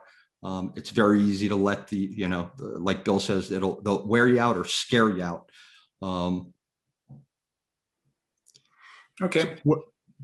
Did I go on too much or not enough? I think that kind of gives them a good answer. Here's an interesting question from Bob Landberg. He goes, what are your thoughts on stocks that have no earnings but have great sales numbers? There you stocks go. Are going up in price significantly but have no earnings. IBD states that sales are more important of an indicator than earnings. Are these stocks part of your watch list, and are you willing to trade them? Absolutely, 100%. That a very common place to find that situation is in the biotech group. Very few of those companies actually have solid earnings. A lot of them, if they're lucky, have small sales, but some are generating big revenues. So yeah, and sometimes that doesn't immediately, with the big research and development, that may not immediately spill through, whether it be biotech. I'm just using that as an example, to their earnings. So what I was teaching those workshops with Bill, the IBD workshops, what I would teach is that as long, it's a weight of evidence thing. So yes, it's fine if you are missing those earnings, but everything else is there. You've got the sector and industry group working for you. That's another big, I've harped on how important the market trend is, just so and IBD folks know this already, very likely. Sector and industry group's a big deal. 37% of a stock's move is directly related to its sector. 12% is directly related to its industry group. It's a total of 49% of a stock's move is directly related to its sector and industry group. Getting that right and having that wind at your back, in addition to the market uptrend, is a big deal. So I'm always trying to traffic in just the strongest industry, the highest quality and the strongest industry groups. Okay. Well, Jack Glasser, he missed as you were going through the CANSLIM discussion. He's wondering if you could go back and pull up the N slide real quick and just kind of walk him through that briefly. The M? N. Oh, N, as in new. new products. Right. So no problem at all. So here, new products, new management, new services. Like that's when we're talking about the disruptive companies that are really changing things, whether it be the Ubers, the Apples of the world. You could call it Xerox back when was Xerox from when I was a kid. That became the household name, and it has never done anything again, which is so anyway.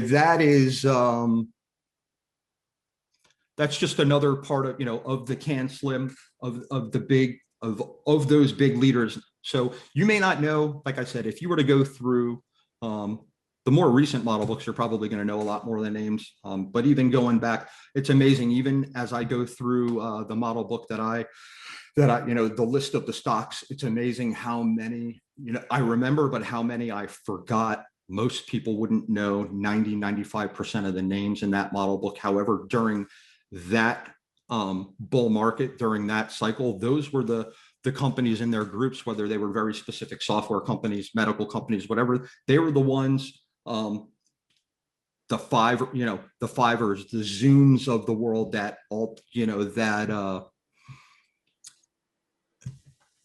the big ones, of course, are the ones that become household names. But the point being is they don't all have to become household names. You just want to make sure that you're looking at something. How do I explain? New is going on that for example, a lot of people aren't going to know what Fiverr is. That internet company, so on and so forth. In another 20 years from now, even less people are going to remember it. However, in this particular cycle, Fiverr, I think the other one was Upwork, is a similar one where you go online and you hire people for as little as $5, or very you can pay up for stuff too, and they help you, whether you're, I think we discussed it before, with building your website essentially, or something like that online. So if I were to mention Fiverr probably to half my friends and family, they'd never know what that stock or company was. However, it was one of the biggest leaders of last year. What they do is I guess revolutionary for in that field. They are the leader, and I mean that was one of the biggest winners of last year. So it's that sort of thing. You got to really figure out why a Fiverr, or maybe a Documentum, or that well, everyone knows what Docu is, right? DOCU, that was a huge leader. We all know that's the one where someone sends you something and you can sign something online. You don't have to print it out and mail it back or email it back or do the whole scanning. So Docu is another one that we may be more familiar with, but there's tons of other companies like that run 4, 5, 10 times that are, the big leaders. So whether it be a service, a product, sometimes it's, less often am I, telling a story about new management taking over a company. It's much more so, the big disruptors of the world. Okay. Eust Oppenheim asked, you said that the market trend is crucial. What would you say are some of the top 3 key things that determine, the market trend in your mind?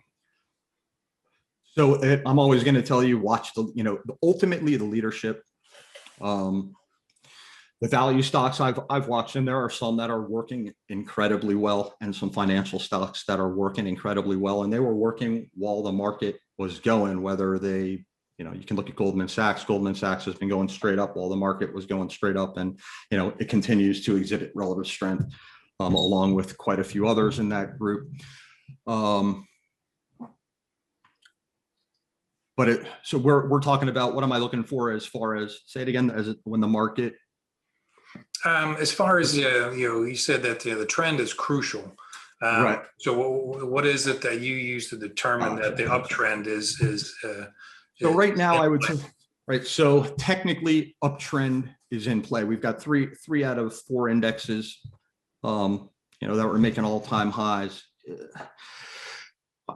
I'm not looking at and especially now, I'm not looking at leadership. That's going to fall apart. The NASDAQ, if I had to get, like I said, is, working on putting in a bottom, making a right side.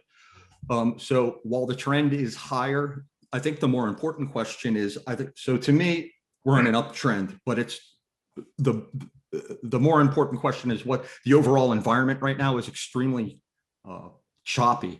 So because we've been in an uptrend, I think there were a couple of days last week, I put on some small starter positions like we were just discussing. I got kicked out of them. I put on 2 one day, 3 another. I was kicked out all 3, or actually I think I made a day and a half of progress and then was kicked out in 3 minutes, you know, one of the following mornings. So right now it's choppy. Yeah. And like I've said, you can have a follow through day that I've watched. It takes weeks and months for everything to. So the real question is, yeah, however it doesn't matter what you label the market, uptrend, chop trend, sideways trend until then, you know, like I said, we could see we could see the other 3 roll over and confirm the NASDAQ's weakness. My guess is my interpretation of the leadership and what I'm looking at so far. I'm guessing that we'll see the NASDAQ follow through, and we'll see more stocks working and starting to look like that NASDAQ as it puts in its bottom. So I put less importance on that status and putting pressure on myself because the market's in an uptrend, so to speak, and go, okay, the market's in an uptrend, but what does leadership look like? Are there stocks setting up right now with you know, do I have the weight of evidence in, you know, behind me? Do I have a solid uptrend? Can I clearly pick out leadership? So right now it's still, you know, you still don't have the, you know, you still don't have that. So even though we're in an uptrend, until I see the qualitative factors shape up a whole lot more, I'm only going to put on, you know, and like anyone else, as I see things shape up, I might try 1 or 2. Bill did the same thing, but meaningless. I put on such small positions that if I walked away and the stock went to 0, I wouldn't be happy, but it's not going to make a difference. You don't need to put on a lot of money to get the feel. However, you want to put on a couple and it gets your emotions going. No matter, even if you put on just what you consider small, but you don't want to do it to the point that you can hurt yourself. So again, while I might tell you that the market is technically in uptrend status for the next 2, you know, it might take 2 or 3 weeks for it to really cooperate is what I would, you know, there's a point where they all start to set up and work together. You can see it in the groups. Moving averages start to converge up underneath price and cross in a bunch. There's a very specific look. Now, mind you, this is my interpretation of, you know, my perspective of CANSLIM. That's why Bill kept 6 or 7 money managers around, because of all of the different perspectives. Believe it or not, you can have 6 or 7 guys looking at the same exact stocks with Bill mentoring everyone, and 2 guys could call the trading desk in the middle of the day to buy and sell large positions of the same exact stock. So that had huge. So anyway, and that's why I get into my point, you know, you've got to balance it. It becomes emotions. It doesn't matter how right you are. If you're not, you know, and most of the times what'll get you to throw, you know, what I call vomit a stock like that is when you just can't take it anymore and you throw 150,000 shares of whatever it is out the window at dead lows. Anyway, that gets scooped up by the other guy who's managed his emotions over here and goes, wait a minute, that's right at the 50 or whatever. That's the buy point. But listen, I'm guilty of selling stocks at the buy point many times. And I can look at it and I know, but I can't, you know, and you learn, but the emotions overtake me. But I don't want to get too far off. But again, it's not so much, are we in an up? Yes, it doesn't matter. I think we're in an uptrend. Someone might say, no, Ross, you're crazy. The market's going to roll over next week. We're in a downtrend. The NASDAQ's week. That's the leading index. I don't care about the other 3. It doesn't really matter until the stocks start, you know, are they working? Are you making money? And does it meet your discipline? You know, is the deck hot or are you gambling? Okay.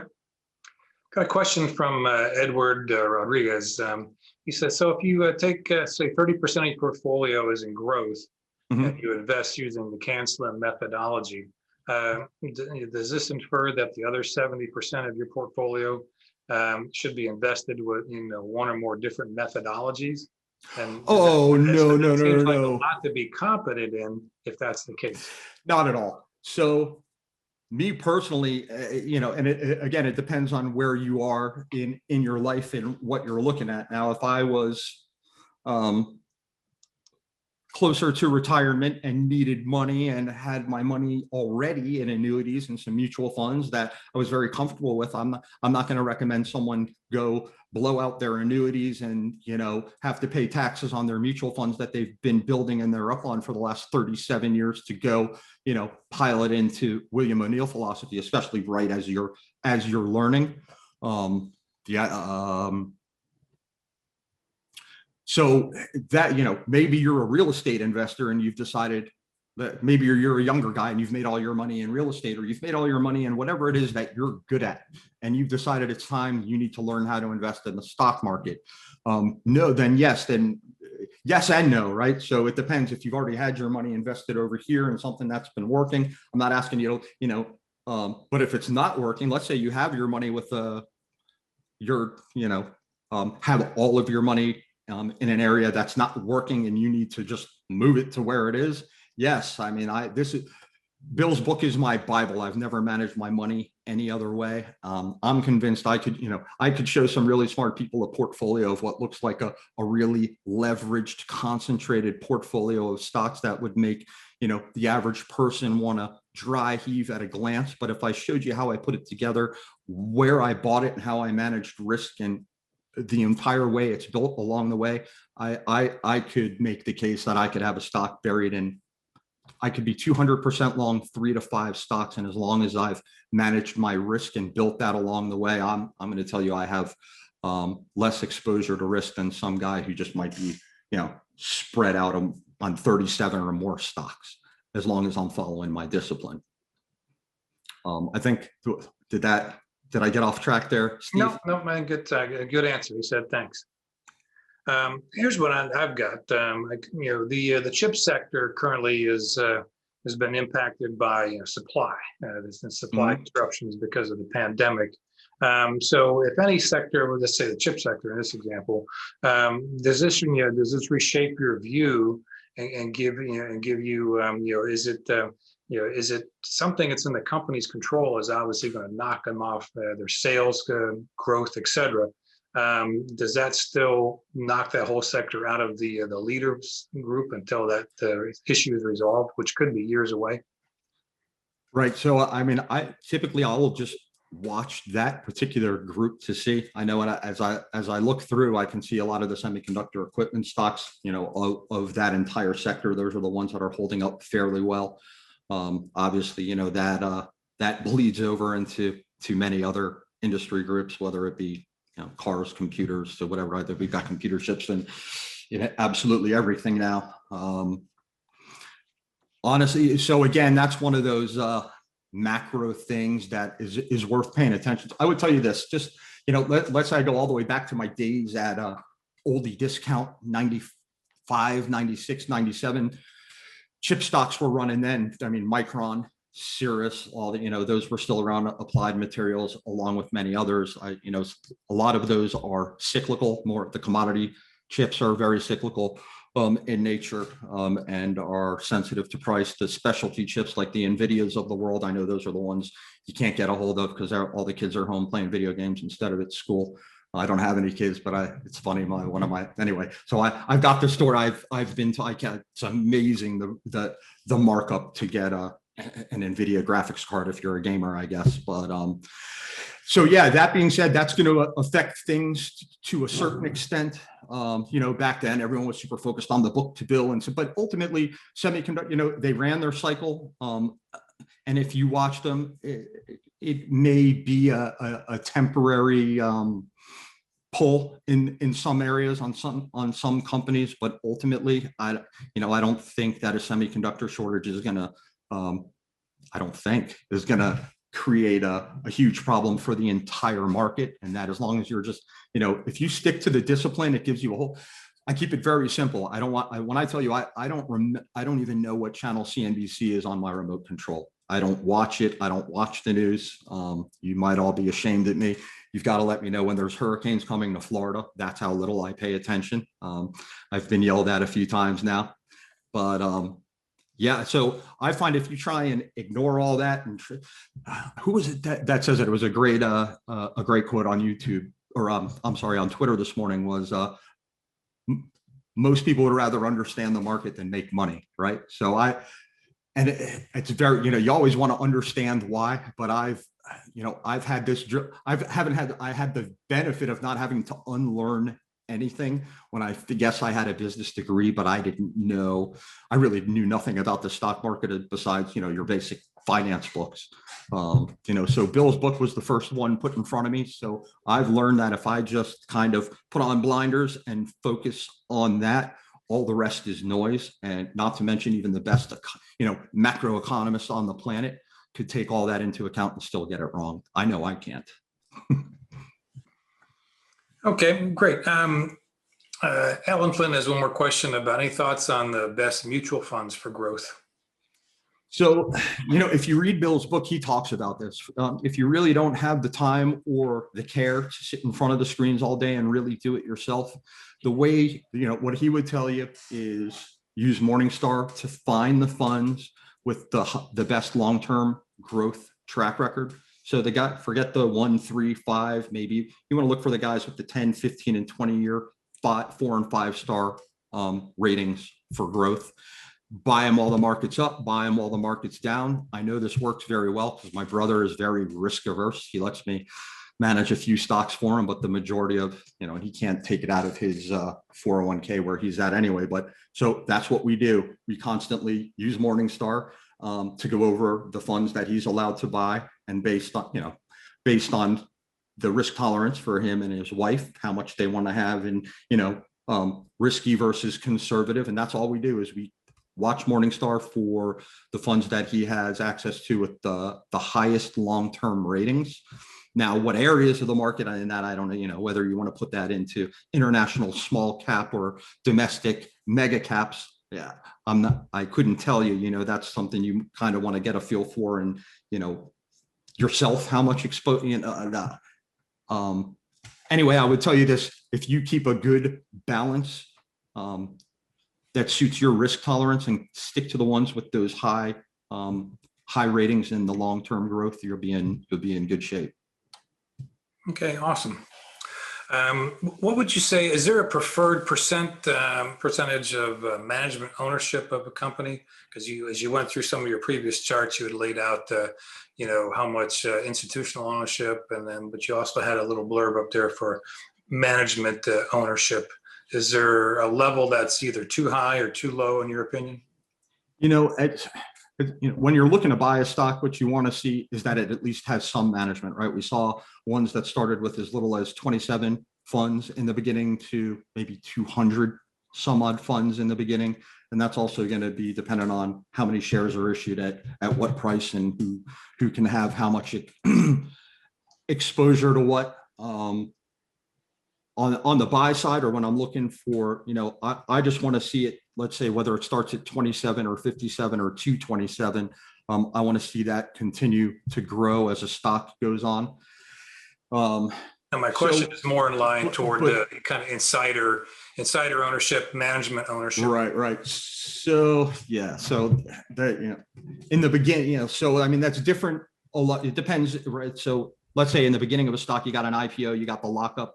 The lockups typically come undone when management can sell in 6 months is, I think, your first lockup period where managers are allowed to. So no, I don't have a specific number. I'm definitely very aware of when those lockups are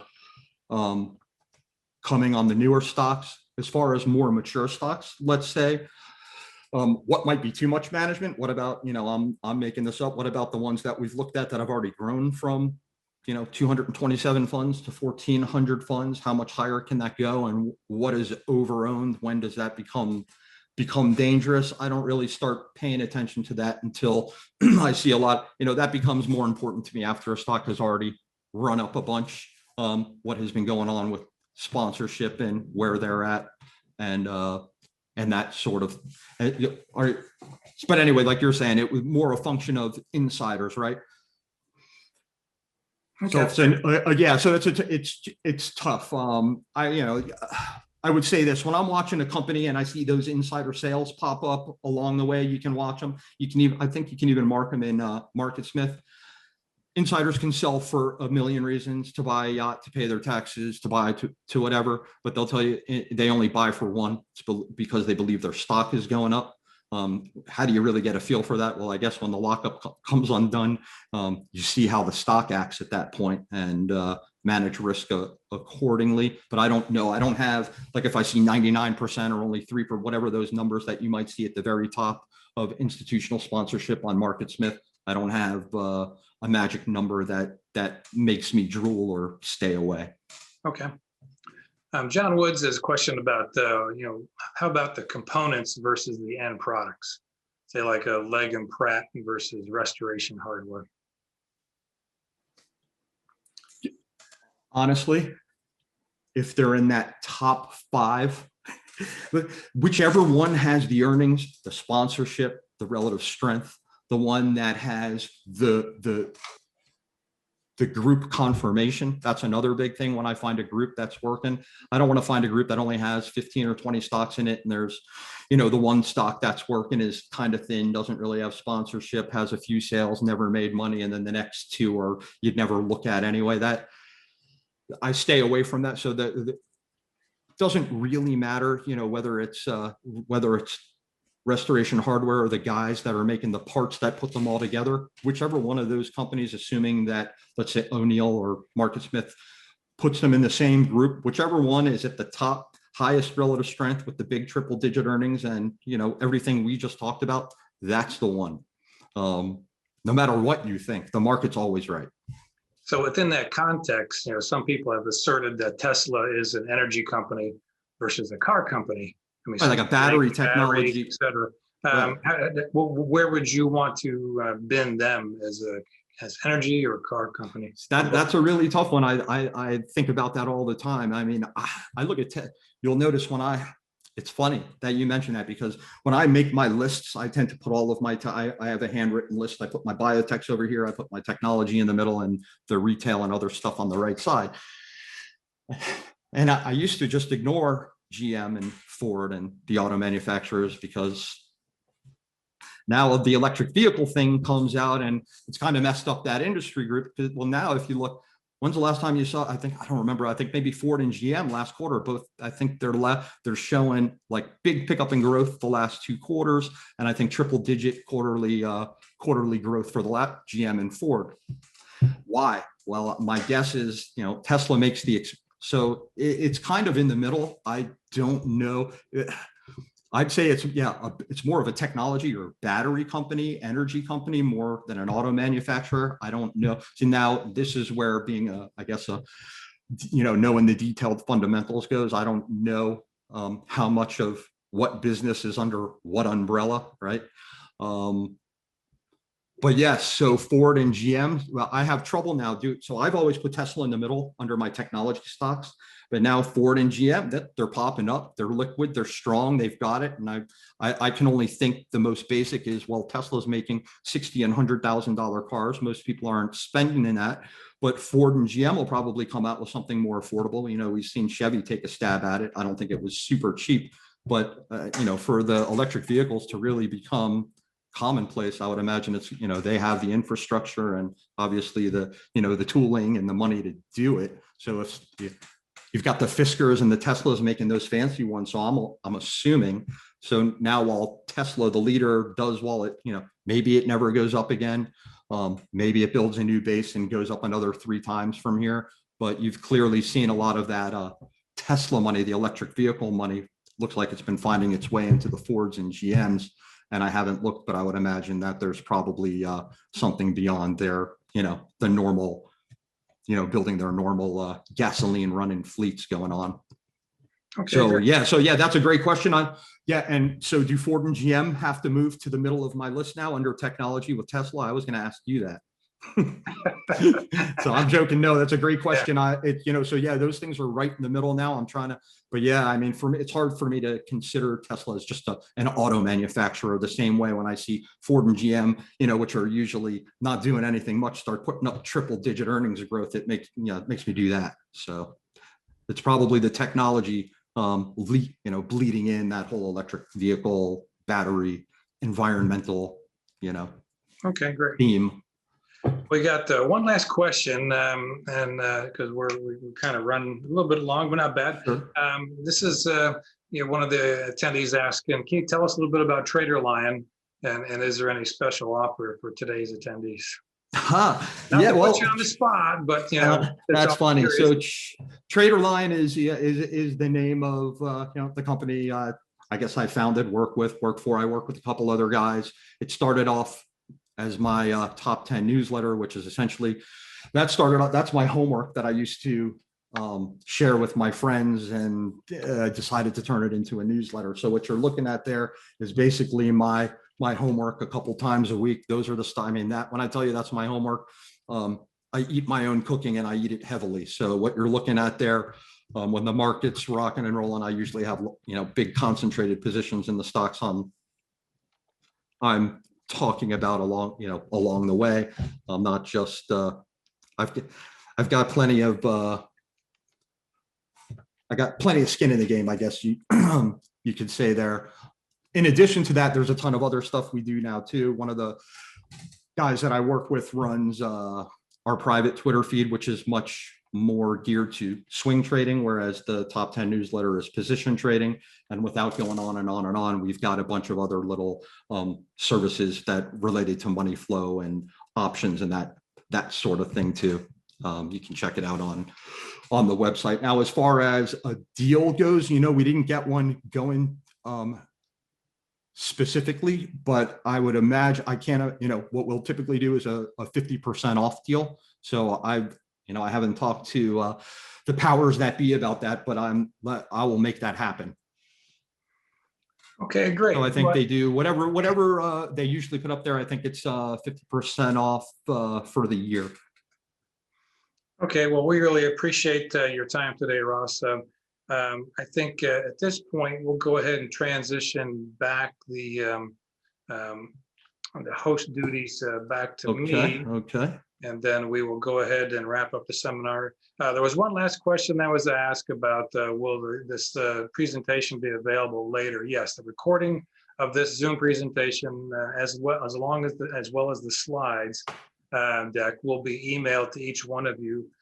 Sure, probably a little bit later today or no later than tomorrow. So just give me a little time on that, and we will get you all set up that way. And I want to thank you all for everything and for being here today. David Kanar, can you walk us through his method? I think he talked quite a bit about his method previously. Is there anything else about your method you want to add there, Ross? In terms of anything in specific? It was very just kind of can you walk us through his method? I think if you go back, David, and take a better look, watch or just listen to the program, then please, if he doesn't answer your question, we can contact Ross offline. He's agreed to field questions later. No problem. So you can,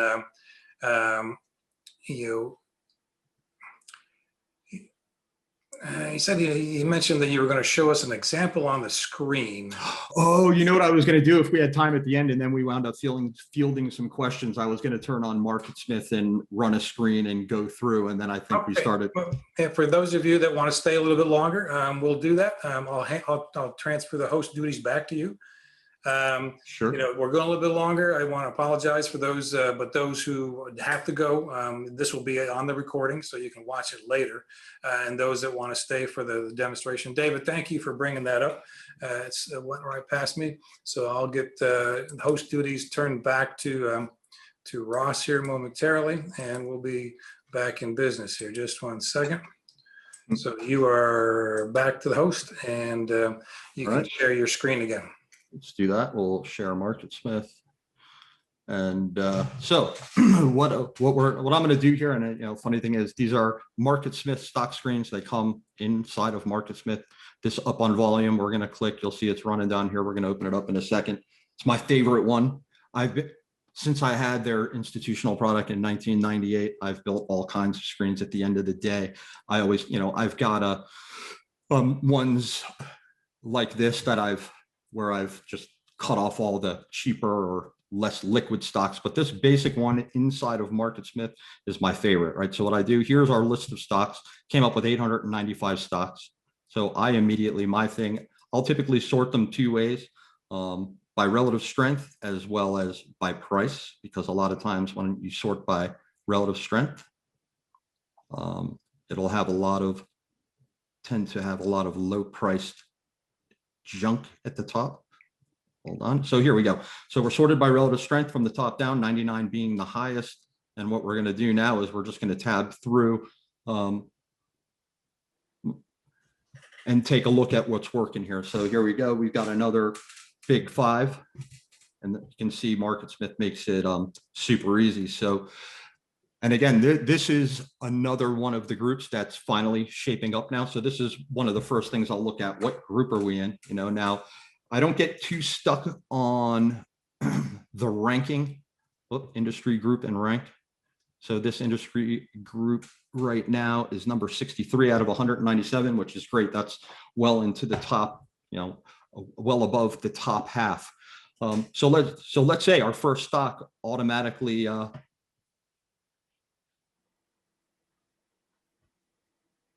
makes me go, let's take a deeper look. So I go to the weekly chart now, right? So we see strong group. I also know from the top of my head that I think it's ASO, as long DKS, as well as some other ones that I know are working.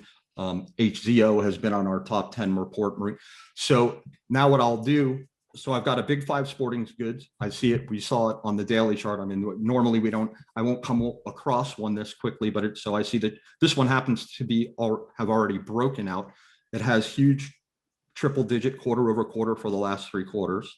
The sales are nothing spectacular, but you can see they've picked up along with earnings. I've got no problem with the way that looks. Annual earnings, you know, everything we just went over, we went from a loss to 39 cents to $2. That's a huge jump. So pull back, you know, the estimate, they're looking for a 25% decline. It'll be interesting to see what they're expecting for 2022. We just don't have anything there to look at yet. So that's what'll make me, so we know it's a solid group. And remember, I was saying, I want to see stocks in a group that have confirmation. Other stocks with high relative strength. These are the relative strength numbers. So what do some of these look like? Let's just take a quick look. We'll type them in, HIBB.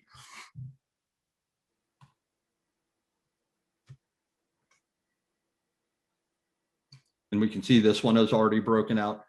So HZO. So this isn't one that is forming a right side with the market. These are the ones that were exhibiting relative strength while the market was weak. But this gives you an idea. Let me go back to the weekly and we'll look at a few more of these. And look, you can see the HCO. Here's another stock in the group. Trades 585,000 shares on average. We've got the annual earnings in line, quarterly earnings and sales. You can see you've got the big triple digits, double digits. We didn't look at sponsorship on the prior stock, but we're going to look at this one. Owners and funds. And you can see we've got not a whole lot going on, but in the last 3 quarters, we're starting to pick up sponsorship, nothing in the way of high quality, you know, that as an IBD looks at it. So anyway, that's what I would do. DKS, I know, is another one that's been on the top 10 report. So this is a group that's working. This makes me much happier to see stuff like this work than oil and machine, you know, the stocks that I think that a lot of people will tend to, you know, the big managers will go hide in while rotation takes place, and it could get uglier from there, or it could, you know, all of a selection of those stocks can be working with the market. These I like a whole lot better. So, I mean, you've got a great theme going here. So here's our third stock, same group, same thing. This one's just breaking out. We were trying to catch, I think we started, this one popped up on our newsletter in and around here. And just off the top of my head, here's another one, ASO, I believe is an IPO in the same group that has, right, Academy Sports, and check out these earnings.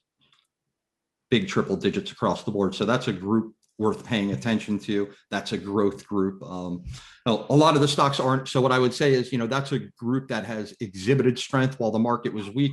You want to keep an eye on that. Nothing there is screaming, we're going to be buying that anytime soon. Let me go back to Big Five. Now we're going to go to the next stock on that list, CLNE. What do we got here? Energy alternative. Can we see the price? Apparently not.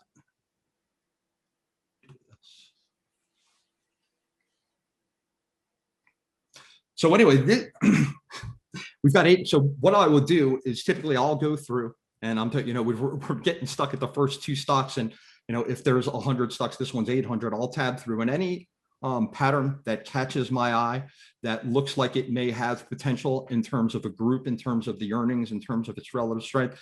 So here, this pattern, first of all, this stock's a little bit on the lower priced side. We're getting cut off.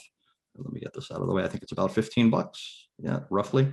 Yep. So we got a $15 stock here, which makes my list, but we've already come up a ways. It's a little bit, it's not super thin. You can see we traded 16 million shares almost on Friday. On average, it's trading a little over 9, but we've got no earnings. We've got no sales. The group, however, and that's what we were just discussing with Tesla. What group is that really in? Industry sector. This energy alternative has been hot. So this is one of those things where I'd look at this as a performance enhancer, assuming I went, but let's just say this is what I'm doing. So let's say I thought I will go here. This is how I'm keeping track of alerts. I draw an alert line. Let's say this I want to add this to a watch list and add it to an alert. I might draw an alert right there, set my alert. That's done. And then if I want, I can come up and click add to a list. And what I would do from here, again, every time I find something, now this one doesn't have the earnings. If this had triple-digit earnings and a couple of high-quality sponsors and everything else, that I'd immediately be looking at, I'd pull up the group because we see it's at the very top of the 197. It's number 29. Remember, I was telling you so that's a big part of what's going on. And this, like I said, you can see this one's starting to put in a bottom and move up the right side with the market. And so just to kind of follow on from there, let's do that. Let's just assume this had the earnings and take a look at the rest of the group. We'll take a look at the next, these top 3. I think I already know what these look like. A lot of these things have exploded and come apart. So it's something you want to take a look at though, right? So yeah, AMRC, that one has not been anywhere. That's not nearly as strong or as good looking. It does have the earnings and sales though. So that's worth pointing out. Take a look at FCEL. Again, FCEL has no earnings and sporadic sales. This thing's had a huge run and already, so now that I'm looking at this group, now I'm looking at the next 2 stocks. If anything, to me, we've got a stock here that just broke below its 50-day moving average. Volume's been picking up and now it's wedging back underneath. So I'm done looking at this group now, right? So I go back to, what was it, CLNE that got us there. And I continue to go through that group. Sometimes I go through hundreds and probably thousands of stocks a day, resetting alerts, running screens. Anytime I see a stock that catches my eye, I may or may not draw an alert, add it to a list. I go through the group. I see if it's a legit group, and I'm constantly organizing, adding names, deleting names, and drawing alerts. So I have an idea of what's coming up the right side, what was already strong that may need to pull back and form a new base. And I'm writing down, okay, so alternative, this is the energy industry group. There's a lot of tech going on here. I don't necessarily consider this defensive. You've got there's a lot of powerful growth stocks that come out of this, that larger sector connected to the electric vehicle group. But so anyway, that was really it. I run a screen. Up on volume is my I tell the guys I work with, I can't tell you enough how much I like that. But the only other thing that I would point out, just so that you don't miss stocks when you have almost 1,000 stocks pull up from that day, what'll happen, as I mentioned, if you sort by relative strength, a lot of times you might wind up with lower priced stocks that you'd never look at in the $3, $4, and $5 range, or you might wind up with very illiquid stocks. So what I'll tend to do after that is sort by just the stock's price, which is not on here, but I'll sort by price, by price from highest to lowest, just because the highest price stocks tend to, the big institutions, there are some very expensive stocks that trade very few shares, but in general, just so I get the larger, more liquid, bigger cap names, I don't want to lose those in lower relative strength, because sometimes you might have a lower relative strength name that's been improving that may not have the 90 relative strength at the moment, the 90, 95 plus that you don't want to miss. So I'll, to just kind of get all of those thinner, lower priced ones out of the way after I'm done looking, especially if it's a huge group like this and I'm down, below the 90s and I'm into the 80s, I might then sort by highest price first to make sure I'm not, missing anything at the bottom that might have caught my eye that didn't have that 90 plus relative strength, because I don't automatically throw it out just because it isn't a 90, 95 plus. That's my typical, that's what I typically like to have a position in once it's built and working. But, there are cases, an IPO, for example, may take a while for relative strength to show up, for sponsorship to show up, that sort of thing. So anyway, yeah, I mean, that was it. Honestly, that's my whole process. So from here, I'm just constantly looking at patterns. Doesn't meet my criteria. What list am I adding it to? Is it worth drawing an alert line on, and rinse and repeat all day, every day until I can't hold my eyes open anymore. Is basically it. Awesome. Well, that was great. I think that was, I'm sure that answered what David was asking for. And we had a lot of people stay on extra. So thanks so much for taking the extra time. My pleasure. We're running up on noon, so we'll go ahead and close things out now. So if you want to transfer back the I'll give it back to you right now. We'll go ahead and stop the recording at this point. But I do want to thank everybody for being with us today. Like I said, the video as well as the slides will be made available. Ross, I want to thank you so much. What a great, awesome presentation. So I know Anish had mentioned that you were going to rock our world, and you really did. So I just want to say thanks again, and we look forward to having you back. And if we get any additional questions or whatever, I'll follow back up with you offline on those. Well, thanks for having me. I had a great time. We can do it again. Let me know.